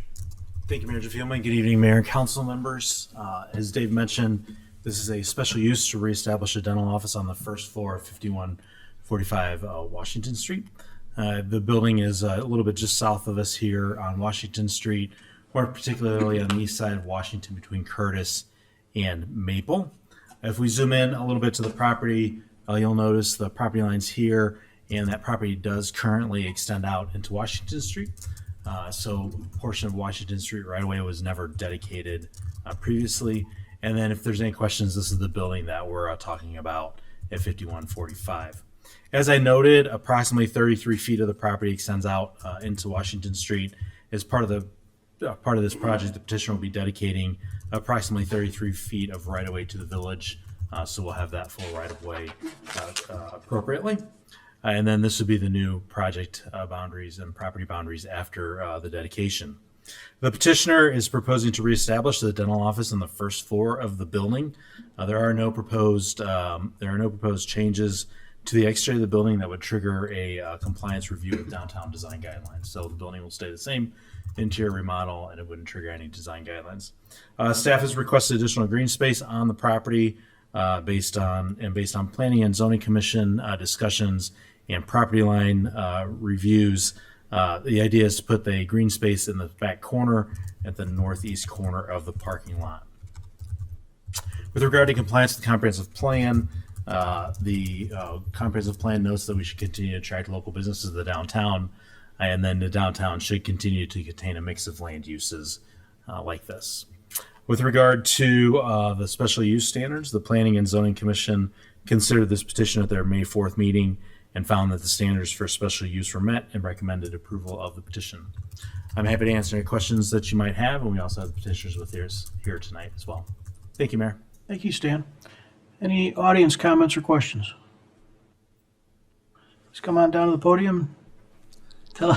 It's okay. Tell us your name and what's on your mind. My name's Mary. People at home can't hear you. Yeah, they need the microphone for the folks watching on TV. My name's Mary, and I live in the north side of town. It only occurs to me now, I mean, at first blush, it looks like it shouldn't be anything objectionable. It's a good service to have in the center of town. Are there any concerns about parking in particular? Or if so, is it because it would be a dental office as opposed to a church or a corner store or something? Or is there just parking restrictions that we should, just be aware of how it would work for a business like this? If I can answer, Mayor, there's parking provided on site. It's the same parking as has been there before. Correct. Is the village deems that's adequate, or is overflow on the street an option also? It hasn't been an issue in the past. Even for something as busy as a dentist office? It's been a dentist's office in the past. Okay, it's been a while since it has been, or? 6 months. Yeah, so that's the It's idea. just about a year. Yeah, it's been about a year. Good to know, thank you. Yeah. Thanks for the question.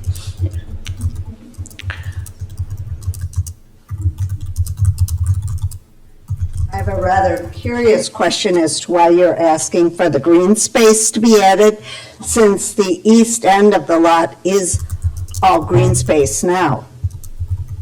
Is it not? The east end of the lot is green space. Yes, we're always asking for a little bit of green space with the special use to facilitate additional green space in the downtown. So you just want expanded green space on it? Interesting, because that's quite a bit of green space already there. Thank you.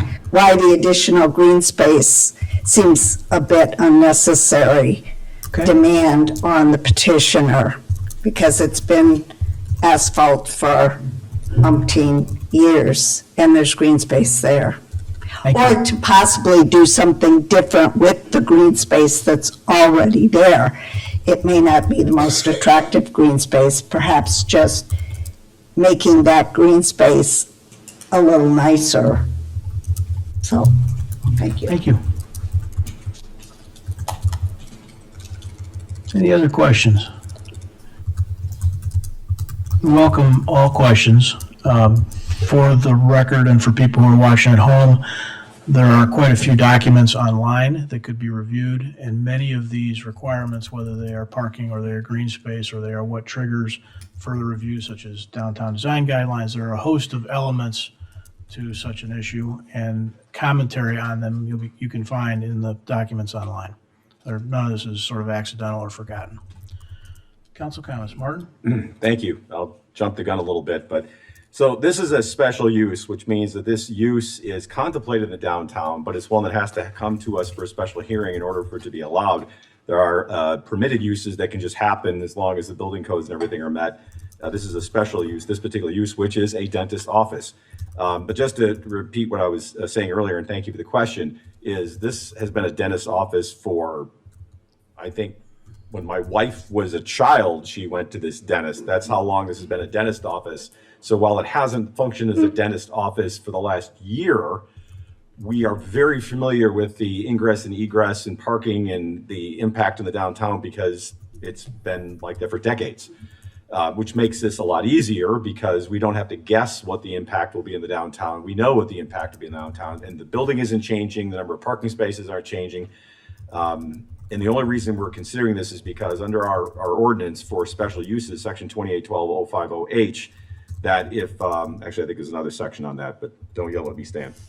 If a special, thank you, if a special use ceases to be utilized for more than 6 months, then it technically expires and you have to come back to ask for permission again. So that's what this is. If it had not discontinued its use as a dental office, it would be there just as it is today, going on for as long as it was being used as a dental office. But because it expired for more than 6 months, this is why the petitioner had to come back to this process. A couple things is special uses, and now I will go to 2812-050H, since we have so much interest in the municipal code and special uses. Thank heavens. I know, I had to say that, right?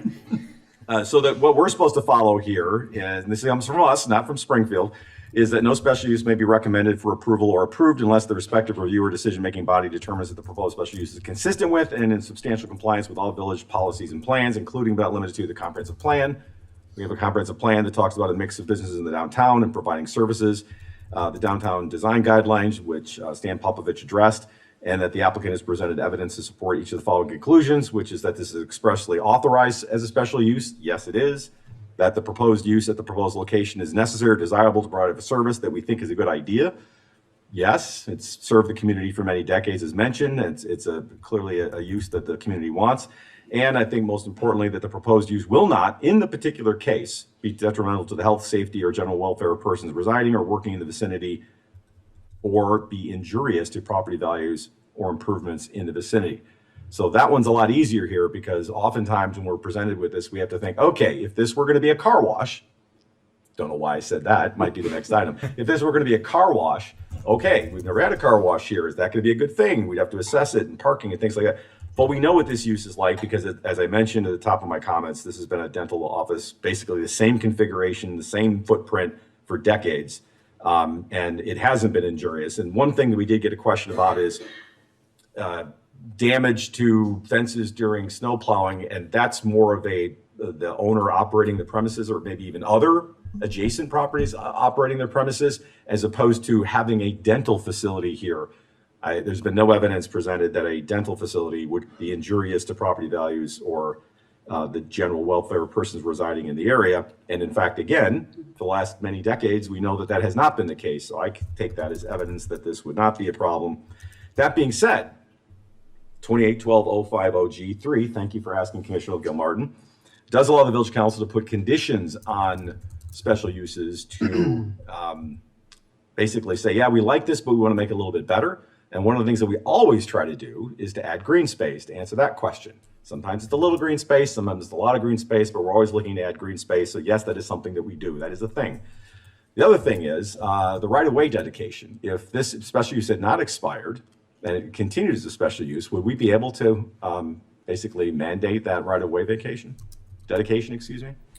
This is a really good vehicle to require that as part of this petition. That's what I thought you were going to say. So that's another, this is actually fortuitous in some respect, because this gives us an opportunity to correct something that should have been done a long time ago, which is dedicating that right-of-way that's in this property to the actual street.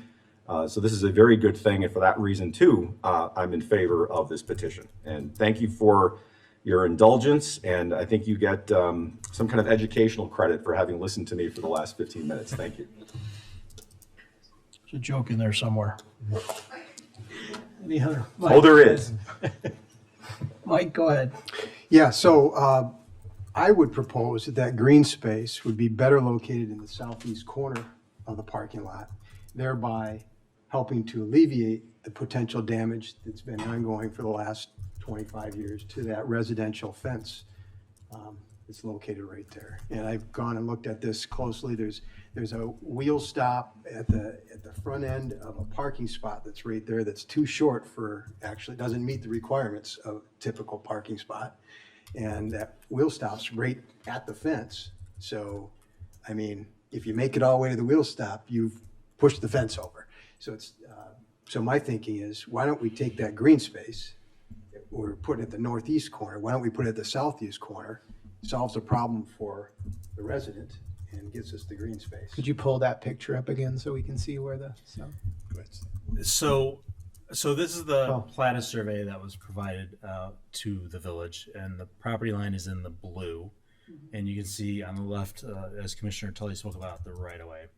So you'll see in the blue, the property line actually sort of bisects that corner there, and then this in the orangey yellow is where the parking lot is. So where the proposed or contemplated green space in the southeast corner is actually on the adjacent property to the south, and not petition of this one. And then similarly, if we go from where the handicap space is to the west, a little bit of that portion of that front parking spaces are also on the property to the south. This just comes from these lots being platted God knows how many years ago, and not being square. So it's a little bit of a challenge. So if you look at this aerial, and this is just an approximation, again, these pieces of land in blue are not technically on the on the subject property. And so while they park across property lines, the village has not really enforced these because they've just been working throughout the years in terms of how this has been operating in the downtown and with property lines as where they are. And then if we look at this picture here, this again shows like sort of where the blue would be is where the property would be on the adjacent property in that way. And then this one here is the back corner as well. So there's some good news on this. We received an email from a nearby resident who had some of these questions and concerns earlier today, and Stan was able to communicate with those property owners. We're going to continue to work with the property owner to the south to address those issues, but it's outside of any zoning petition process. So it sounded like a really good conversation. We think the issues will be addressed. We'll work with that adjacent property owner, but we don't feel that the special use for this requiring an off-site improvement that is not under their control would be the alignment we're looking for. So to be clear though, the spot I was talking about is not in the blue area. So I don't have a way to point to it, but the spot that's right at the corner of the fence. And that's and at the southeast corner. So I'm gonna, the last spot that's basically not in the blue, right there. Right. Oops. Oh. And that's the spot that's too shallow, and that's the spot that's got the wheel stop that's right at the corner of the fence. And that's where they've had a lot of damage. So that was the spot I was talking about turning into an island. Okay. And I don't know why we couldn't request to have that done. Staff supports that. That's, We can. Yeah. That we can do. So sorry for the miscommunication there, Commissioner. Okay. That makes some sense. We'd be happy to support that change in the Excellent. ordinance. Appreciate that. Good eye, Mike. Hey, that's what I do.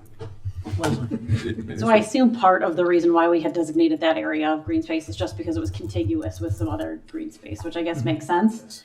And in any of those realms, I would suggest that we improve the green space on there, even not just necessarily add to it, but, you know, especially in the downtown with regard to stormwater, we could easily put in some native plants, right, that soak up water, a lot of the native prairie plants. So even if, regardless of what we do and where we locate that additional green space, I would think that it would be a good idea to kind of spruce some of that up with some native plantings. We'll add that as well. That could be a condition staff would support. The green space would be planted with native plantings. Easier to maintain as well. Yeah. Anyone else? Just imagine this conversation happening in Springfield.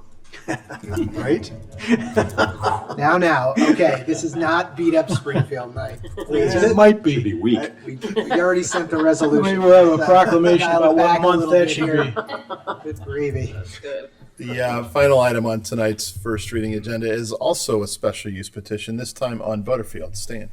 Thank you, Manager Phelan. Good evening, Mayor and Council. This item is at 1341 Butterfield Road. It's a special use for a car wash with two variations. The property is located on the north side of the village, just south of Butterfield Road. More particularly, it's at the southwest corner of Frontage and Downers and the southeast corner of Frontage and Oak Grove Road. If we zoom in a little bit more, you can see the current site plan. You will see this property does have 3 street frontages because it's on Oak Grove, Frontage, and Downers Drive.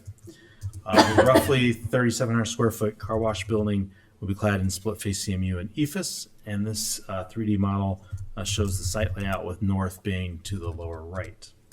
This plan view shows the proposed site layout. Again, we oriented this so the north is to the top of the screen now.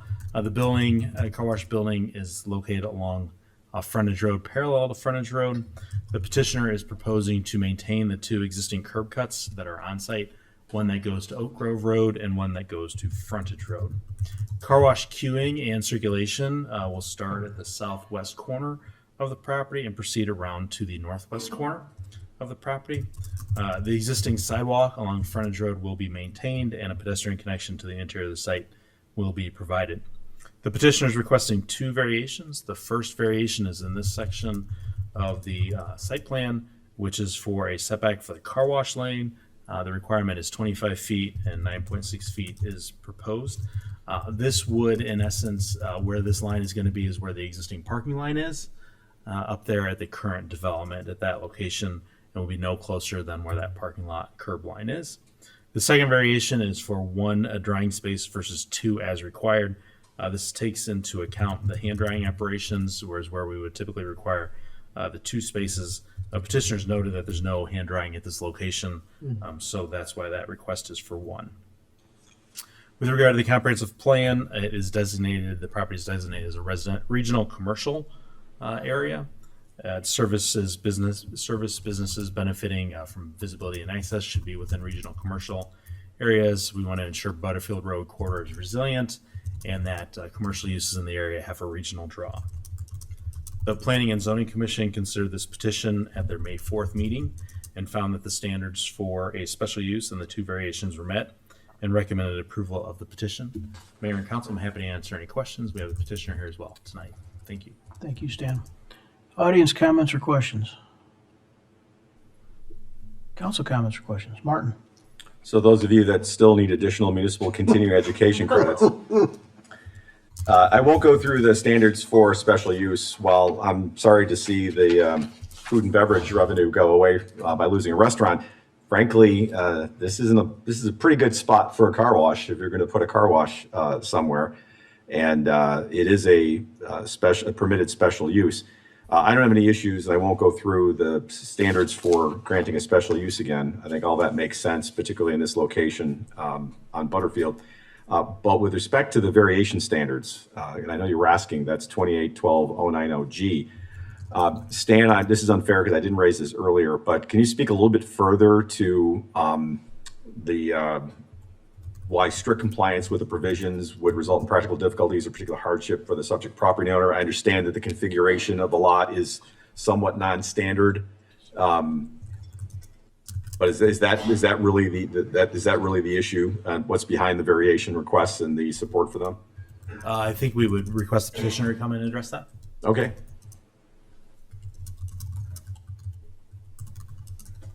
You didn't want to come all the way down here and just sit in the audience. You want to actually figure that out. Good evening. My name is Mitchell Harvey. I'm with Stonefield Engineering. I'm a civil engineer in the project.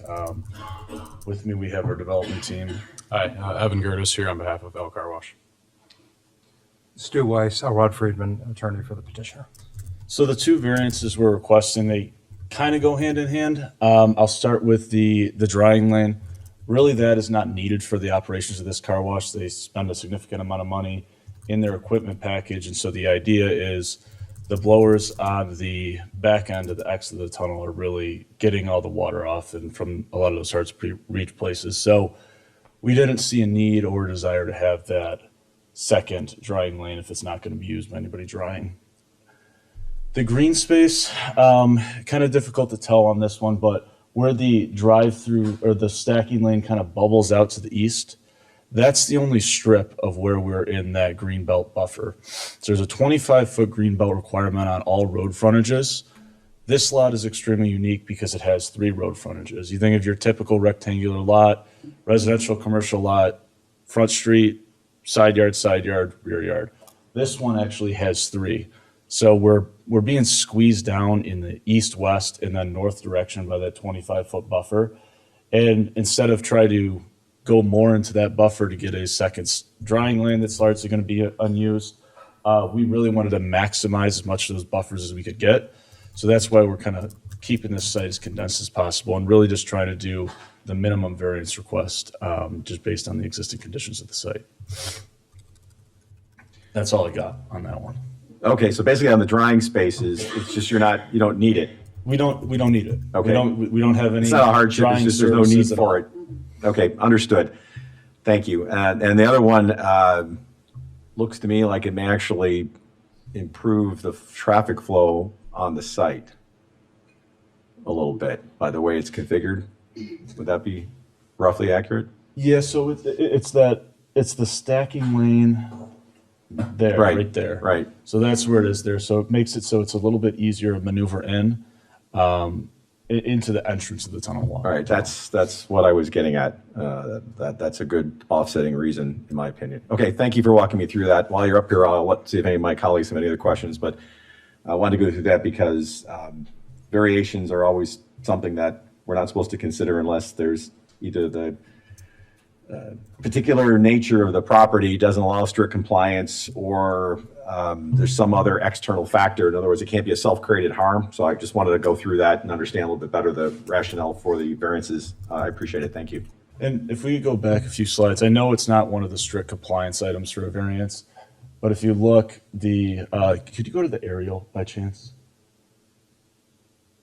As you can tell, the existing parking spaces go within that 25-foot on Right. the northeast and west. And I know that's not a reason for a variance, but hopefully that gives us at least a point or two. But, we did as much as we could to improve the situation, and it's that just strip in the top right. Okay. I appreciate it. Thank you for walking us through the rationale for the variations. Thank you. That's all I had, Mayor. Thank you. Thank you. Chris? Yeah, if we can go back to the previous one, yeah. So the setback for the variance on that right there is from the property line, correct? So we're typically need 25 feet. We've got 9 or so here. 9 and change, yes. Okay.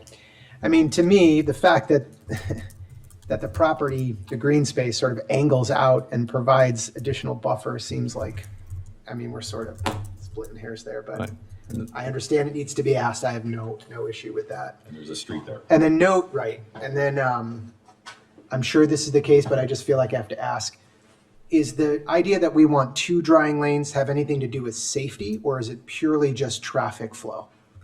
From a staff perspective, it's traffic flow, and we have car washes that in the past have had some sort of hand drying. Yeah. And so we wanted to make sure that we were flowing cars through, there wasn't a car stacked up in the actual washing bay, and then which would back up the queuing lane. Okay. Okay. So no concerns there in terms of getting cars out since it's a blower system? No, it's a not blower system. There's no stopping and waiting and tipping. Okay. The guy who's flushing your car. Okay. Gale. Cool, thank you.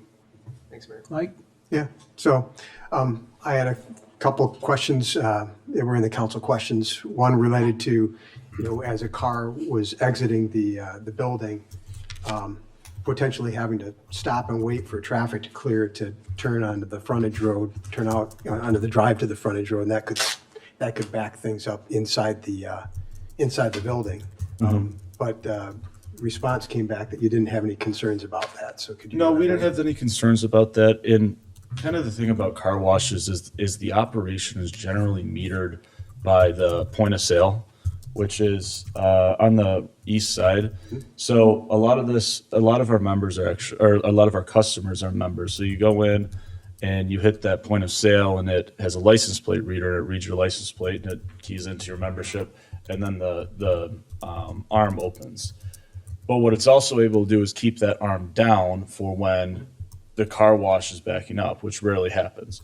But that allows us to utilize the full length of our stacking storage instead of just cars go through, and then, kind of run into an issue at the outlet, as opposed to kind of control it holistically throughout the whole car wash. So on top of the pay stations there, we also have a member at the entrance to the car wash that's guiding cars in and just kind of keeping everything organized on site. So, next question, and this relates to that green space, and I'm inclined to support this mostly because of that flare of Downers Drive, giving us the green space, and the fact that this is an improvement in terms of green space versus what's there right now, right? But we do require that 25-foot setback for a reason, and that is to ensure that we get an adequate amount of green space. And I understand there's 3 frontages here, but that's the property. Let me ask, the building length, is that the shortest the building length could be?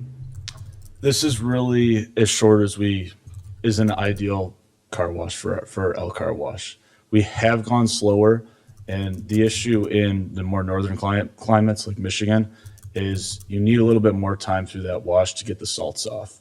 So a lot of those shorter tunnels are actually in Florida, and it's, I don't want to say less intensive weather down there based on, car wash uses. It's that salt buildup that needs that extra length to really get the car clean to a standard that our customers expect.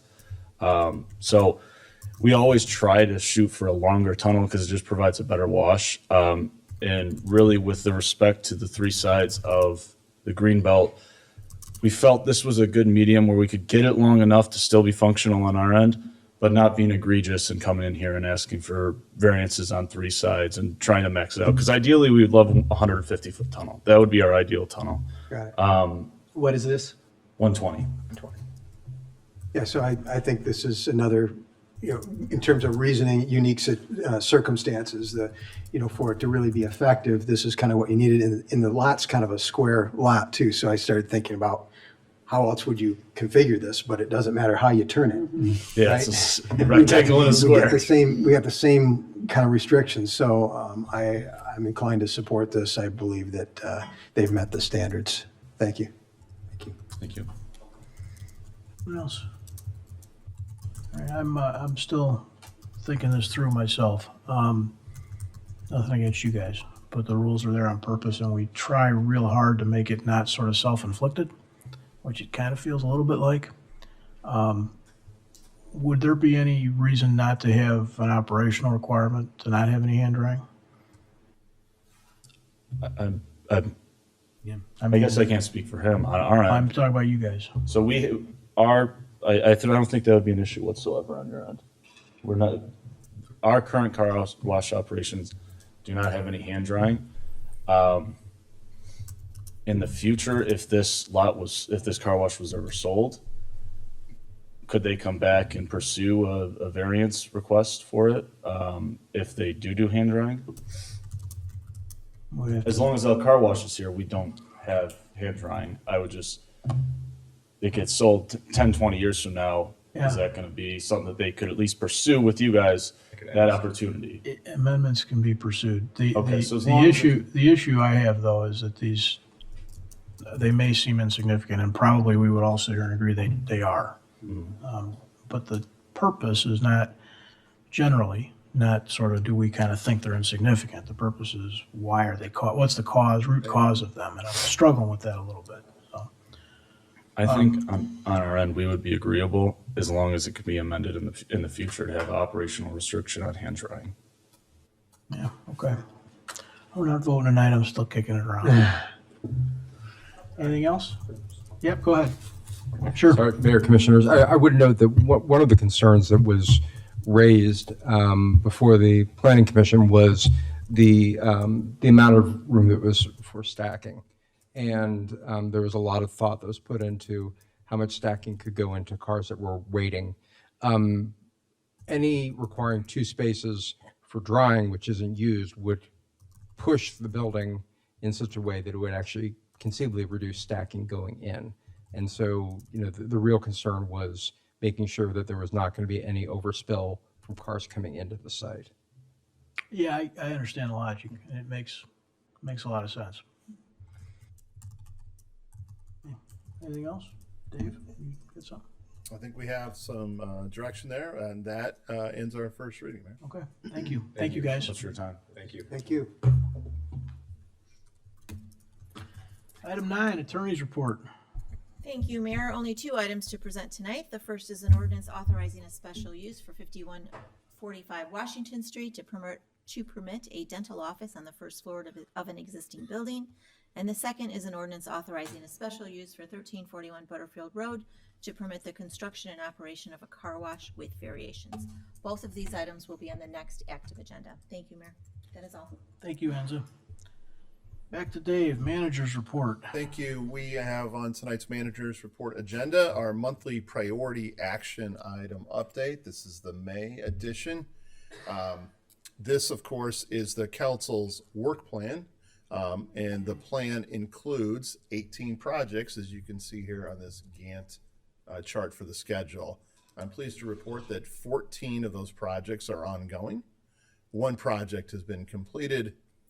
and one additional project will start up at the turn of the third quarter, which is just a few weeks away. I am also pleased to report that there is no change in the status indicators for all the projects that we've been reporting out on. So completed, almost all of them green. And then the closeout of the Ogden TIF continues to have a yellow indicator, more for our self-imposed schedule to try to get it done this year. I do want to highlight just a couple of projects. By the way, if you're following this, there's a slide for each of the projects that goes into more detail. So if you have time, you can flip through that at your own pace. But I did want to highlight 3 projects. First, our attainable housing study that was mentioned earlier tonight. It is underway. It is ongoing. There's information on our website. I encourage anybody and everybody who's interested in this topic to please take the survey. It will help us with this project that will be proceeding back to the Planning and Zoning Commission here in a little bit, and ultimately to our Village Council around August 18th or so. The second project I wanted to highlight is consideration of private tree regulations. The staff and our team here has already started work. We've been gathering ordinances that we think may be pertinent to a discussion that we will be having, and that council discussion will likely start in just a few weeks sometime in the summer. And finally, I also wanted to highlight recent activity on the public art program. We had a very successful and engaging public visioning session and coffee with the council just a few weeks ago, where folks from Sculpture Milwaukee, who we've engaged to help us with this project, heard directly from many residents about their viewpoints on public art that could be coming our way starting in the downtown.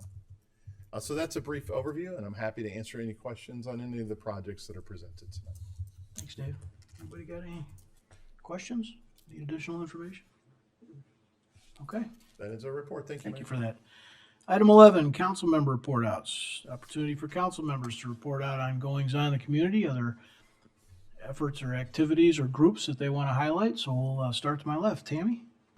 Thank you, Mayor. No actual updates to report, but I just kind of wanted to make a comment on what happened here tonight and say how proud I am of our community. As a political scientist who dedicated my life to teaching and researching, I swore I would never go into politics myself.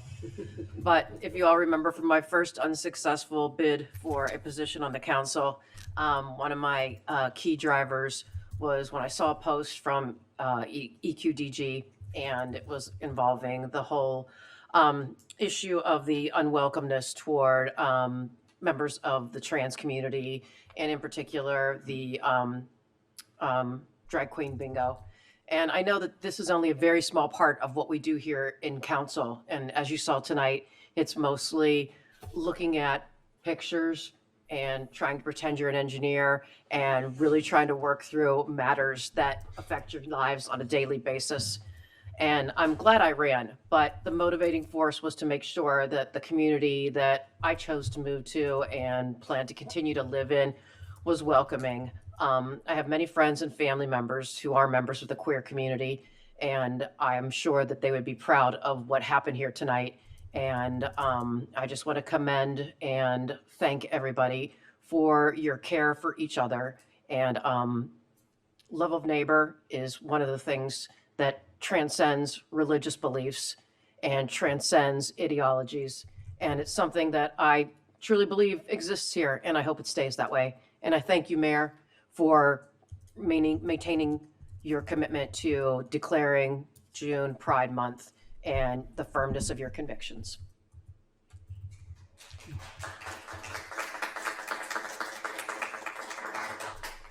Chris?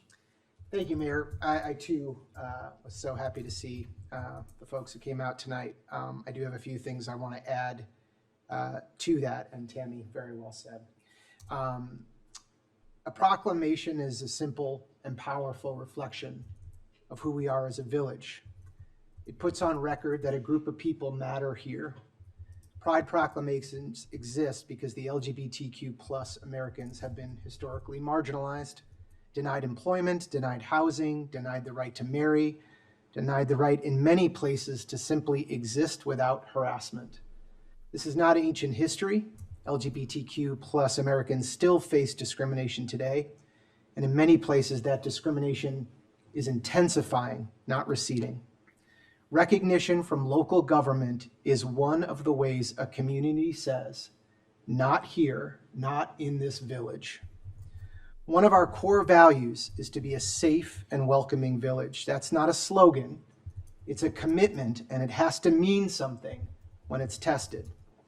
Standing behind it is how we demonstrate that welcoming applies to all of our residents, not just the ones whose lives are uncontroversial to the loudest voices in the room. I fully support the mayor issuing the proclamation again this year. I want to remind everyone what the mayor said at our last meeting. Proclamation are his privilege and prerogative as mayor. The suggestion that he is choosing the LGBTQ community over veterans is nonsense. This is a false dichotomy, pitting one group of residents against another to deny the recognition to people they don't approve of.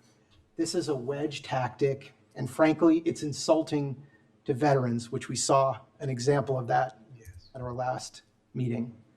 Veterans are not a shield. They are residents and neighbors and parents who deserve genuine recognition, not to be invoked as a prop in someone else's argument against their LGBTQ neighbors. Downers Grove honors veterans through the Veterans Memorial at Fisher Park, through proclamations from this council, including the U.S. Army's 250th anniversary just past June, and by partnering with the American Legion and the Park District and other community organizations that lead annual observances of Memorial Day and Veteran Day. The two are not in competition with each other for a single slot on the council's calendar. They've never been. It's not serious policy argument, it's a tactic. I also want to be direct about who is making this request. These are the same voices who have spent the last several years pressuring our library board to restrict books and limit library programming. This is a pattern, and the residents of Downers Grove see it clearly. This small group does not represent Downers Grove. They represent a small minority, many of whom we've learned don't even live in our village, who have convinced themselves that their views are not just correct, but righteous, and that anyone who disagrees is not just wrong, but morally suspect. They cloak themselves in the First Amendment while working to strip the rights and recognition from their neighbors. They invoke parental rights while telling parents what their children may read. They demand respect for their beliefs while denying the basic dignity of people whose lives they don't approve of. And we know how this community feels about that because the community already told us. In the last election, I, like my fellow new commissioners, Rob and Tammy, stood up for the library. We stood up for inclusion and the First Amendment they claim to revere. And for that, I was called publicly a groomer. Let's be clear what that word is. It's a smear. It's a lie. It's the same lie being deployed against LGBTQ people, teachers, librarians, and their allies in communities all across this country. And that smear was rejected by the voters of Downers Grove, handily. The community has spoken already. So when that same group returns, meeting after meeting, to demand that the council bend to a worldview that the voters already rejected, I think it's fair to say, you are certainly entitled to your voice, but you are not entitled to pretend that you speak for the village. You don't. You speak for yourselves, and the residents of Downers Grove see it for what it is. I believe these voices are speaking past a community that's already made itself clear. You know, one of the questions I get asked most often as a council member is, how can I sit up here when hurtful things are being said about residents, about fellow commissioners, and sometimes about me personally? My answer is always the same. I do it because it's their right to speak, and because I truly believe sunshine is the best disinfectant. I don't always feel the need to respond because I do feel this community and I trust it that it sees these voices for who they are. But the First Amendment protects their right to come to the podium, and I will defend that. I've sworn to do that. But the First Amendment protects their right to speak. It does not shield them from being seen clearly when they do. This is, at the end of the day, about who we say we are. A welcoming village welcomes. That's the point. Our role on this council is to govern all 50,000 residents of Downers Grove, not to narrow who counts as one of them. I thank the mayor for committing to the Pride Proclamation, and I look forward to hearing it read in June. Thank you, Mayor.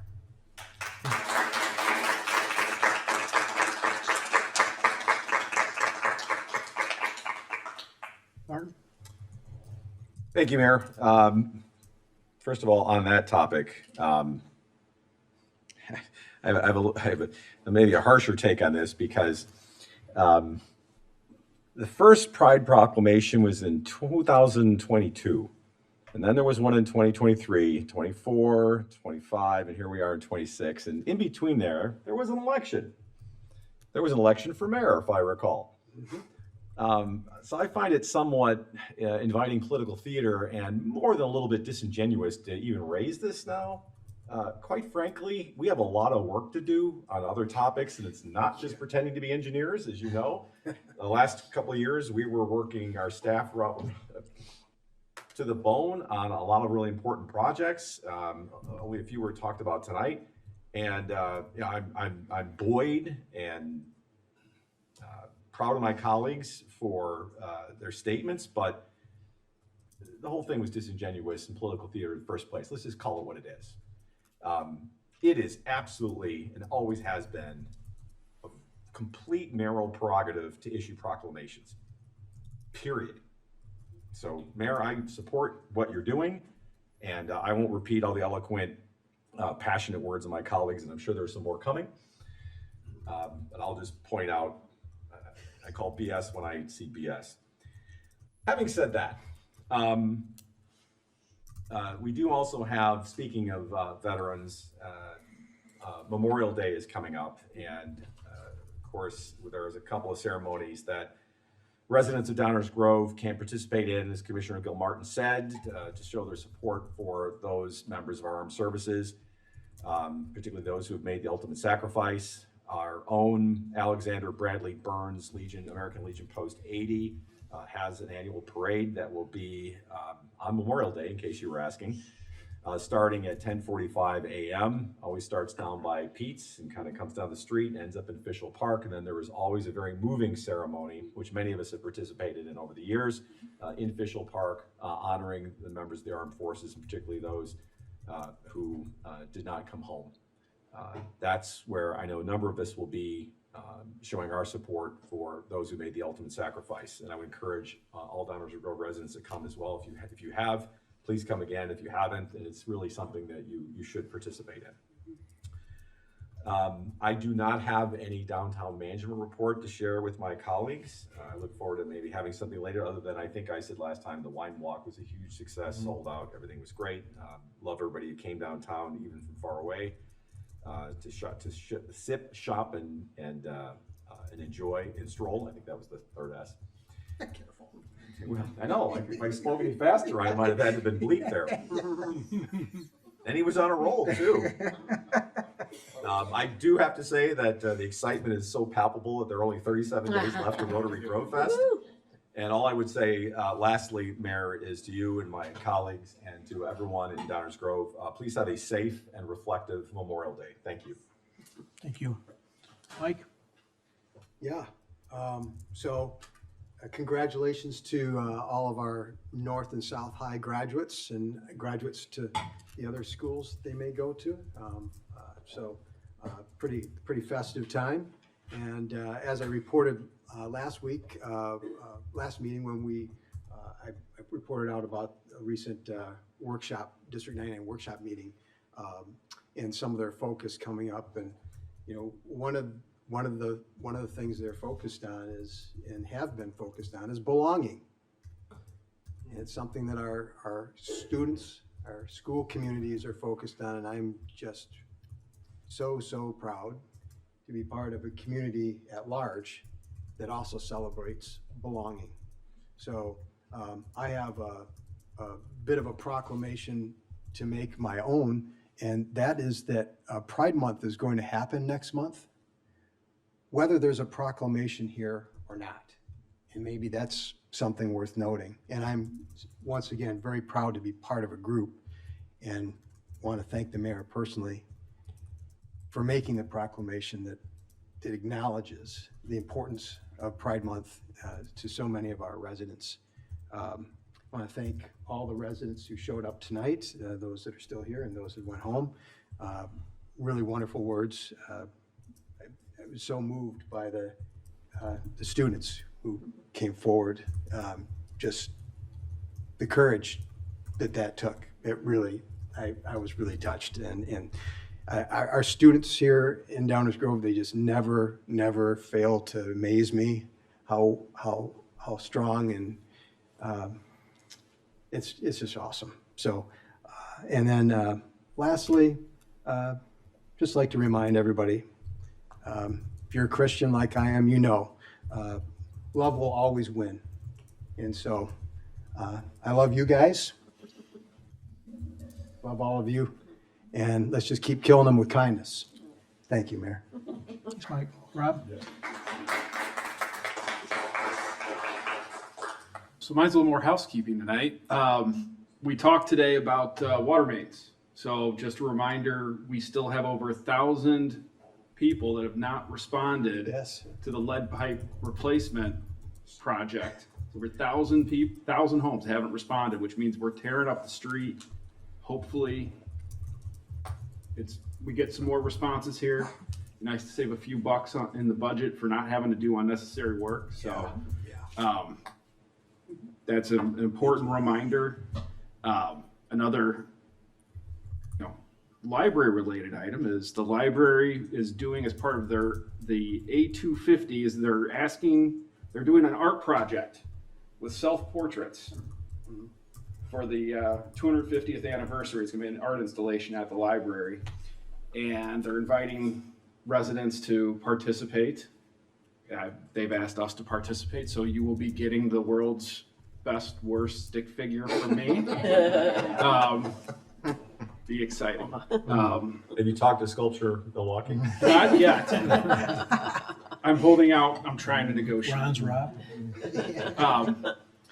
And then I'm going to bring it back to what the theme of the night is. And it actually, this is tying into our first speaker, Jody. So she started with a quote, and I'm going to finish with the exact same quote, because I think it's an important one.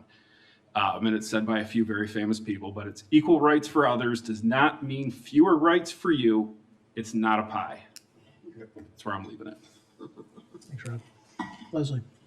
I do not have an update from the Downers Grove Park District. I'm going to give them a little bit of time to hand the reins over. But they are going to be honoring Bill McAdam at this Thursday's meeting for all of the amazing service that he put in to the Downers Grove Park District as the executive director.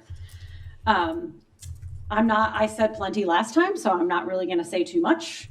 Everybody here kind of knows where I stand, but I always love to kind of make sure that a few things are clear. I did appreciate one of our speakers discussing the scientific evidence. As somebody who does actually have a master's degree in an evolutionary biology field, I want to remind everyone that science is always changing. And part of science, when it gets funded, there's a little bit of bias there from organizations that fund science for, based on what we know at the time and what is socially acceptable. And so for a very long time, research on LGBTQ individuals, intersex individuals just was not happening. We're starting to get a little bit more of that. And now we're finding, for example, there was a gentleman in India who was having stomach pain. He had fathered children, and they found out that he had a fully functional uterus, and in his body had both XX and XY chromosomes. There is so much that we just don't know because of the bias in the way that we fund research. And there's so much that we have yet to find out if we just keep our minds open. Also a good reminder that biological sex is not the same thing as gender. Gender is a social construct. Biological sex is, what I was just talking about. But as we are learning, both are really believed to be on a spectrum at this point. So again, from a science and evidence-based perspective, these are all things that we should just be open to listening to. And really what I want people to know in Downers Grove is that as rights are under attack, there are leaders in Downers Grove who value and love you for exactly who you are. And I, for one, will do everything in my power to ensure your rights are upheld when you're here, whether you are a resident, a visitor, whatever the case may be, because we're a better community when you're a part of it. And I just gotta say, one thing that is actually uncomfortable for me is that people are worrying about other people's genitals when they're using the bathroom. I'm not really sure why we're concerned what's in somebody's pants when we're going pee, but I'm more worried about, man, it's so awkward to go to the bathroom in front of other people in a public restroom. That's my bigger concern. That's all I have. Thank you, Mayor.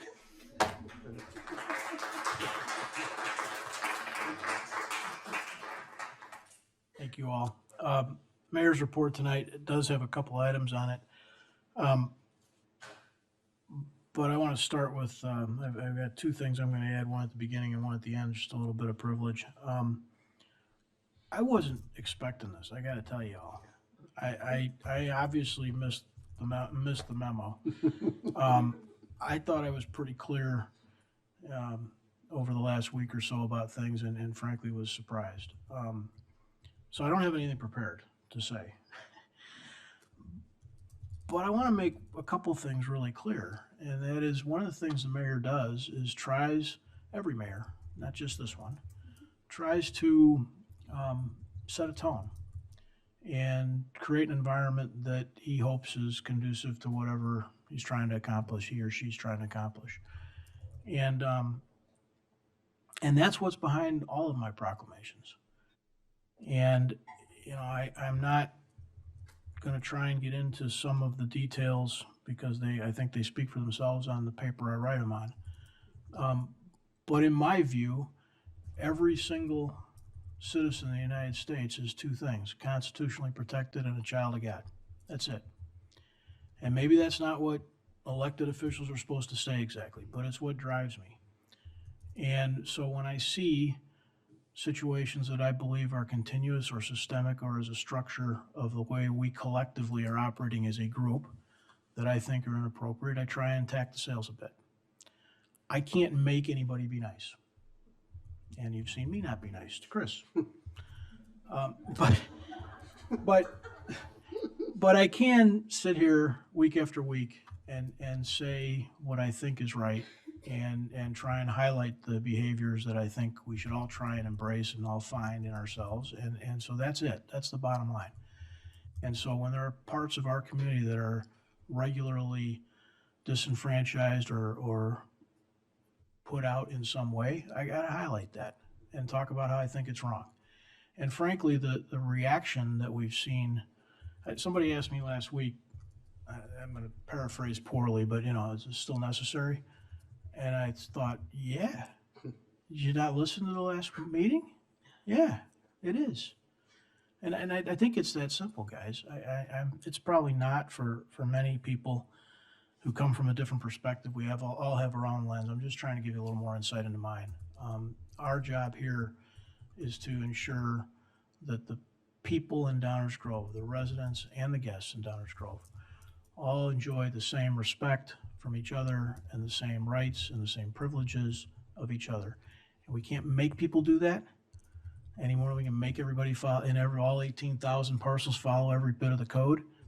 But we can sure as heck set out what we think people should do and try and be an example for it. And that's what we're trying to do. And it's not just me, it's this whole council. So I felt the need to say that. I'm a little offended that somebody thinks somebody up here might be pretending to be an engineer.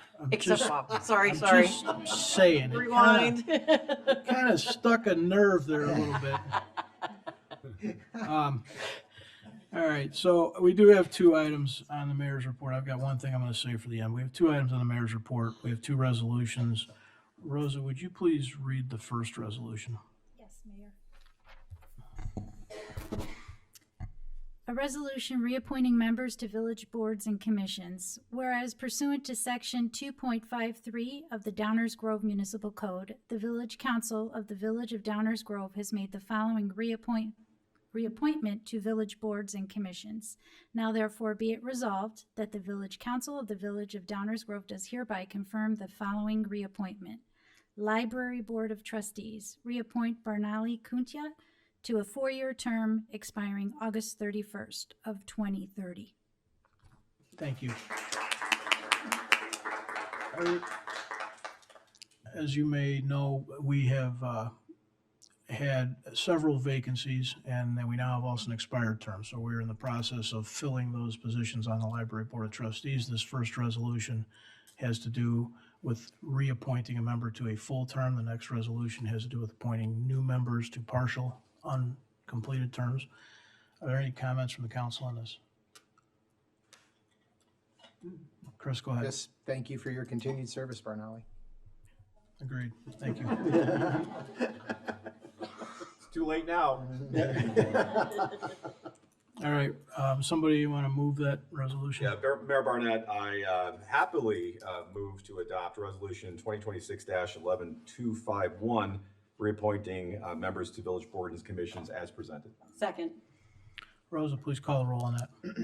Commissioner Tully? Aye. Commissioner Sadowski-Fugit? Aye. Commissioner Rowe? Aye. Commissioner Sarver? Aye. Commissioner Davenport? Aye. Commissioner Gilmartin? Aye. Mayor Barnett? Aye, that motion passes unanimously. Rosa, would you please read the second resolution? Yes, Mayor. A resolution appointing members to village boards and commissions, whereas pursuant to Section 2.53 of the Downers Grove Municipal Code, the Village Council of the Village of Downers Grove has made the following appointments to village boards and commissions. Now therefore be it resolved that the Village Council of the Village of Downers Grove does hereby confirm the following appointments. Library Board of Trustees, appoint Jessica Nestal to a 3-year term expiring August 31st of 2029, and appoint Megan Riley to a 3-year term expiring August 31st of 2029. Somebody want to move that resolution? Yes, Mayor Barnett, I, with equal joy, move to adopt Resolution 2026-11252, appointing members to village boards and commissions as presented. Second. Any comments from the council on that?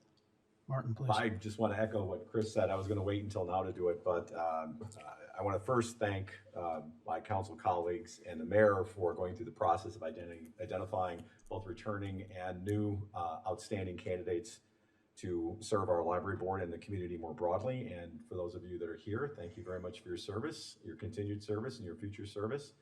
It is greatly appreciated. We look forward to working with you. Thank you. Anyone else?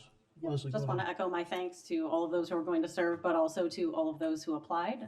It is always wonderful to have a pool of applicants and, have an engaged community. So that is all. Thank you. Thank you. Anyone else? Okay, I have a couple comments on this. I asked for these resolutions to be split, and so here's where I probably sound like the bad guy of the night. I have tried very hard with our boards and commissions to ensure, to the best of my ability, that when people were approaching that board all across our community, that they had an opportunity to see themselves in some way. And that means a lot of different things. Obviously, it means every aspect of a demographic, whether it's their age or their gender or where they live or what they look like or what they do. My hope was in our boards and commission appointments, people would have a chance of seeing themselves. And I'm a little concerned about the library board not reflecting that enough. So I sincerely appreciate Megan and Jessica's willingness to serve, and I have every confidence they can and will serve well. But I am going to end up voting no on this. I've spoken to both of them prior to this, so it's not a shock. But I had asked my colleagues to consider some additional interviews, and my colleagues were satisfied with these two folks, and that's the way it works. That's why we have an odd number of people up here. But I am voting no. I just thought I would explain a little bit of why. I'm a little concerned that there's not enough. I just think there's a group of the piece of our population that's going to struggle to see themselves in a library board, and that worries me a little bit. So with that, Rosa, please call the roll. Commissioner Tully? Aye. Commissioner Sadowski-Fugit? Aye. Commissioner Rowe, Aye. Commissioner Sarver, Aye. Commissioner Davenport, Aye. Commissioner Gilmartin, Aye. Mayor Barnett. Nay, that motion passes 6-1.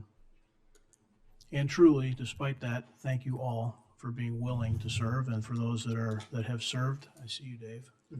Thank you for all your time too. Last piece of mayor's report, I had challenging week. My father passed away about a week and a half ago, and that was a big deal to me. And one of the things that was important to him was to be kind and to try and be a little bit soft-spoken with stuff. And I wanted to thank my colleagues, and including those that I work with, as well as the community, for just the outpouring of support. Everybody ends up with challenging situations in their lives. They can come from 100 different angles, but what makes sort of this job worth it, and the reason I think everybody up here serves, is to try and build and create a community that is there. And this community, including my colleagues in particular, was for me and my family over the last week. And so just thank you to everybody, both here and out there, for the outpouring of support. Thank you. With that, is there a motion to adjourn? So moved. Second. All those in favor say aye. Aye. Opposed? We are adjourned. Thank you all. Have a good night.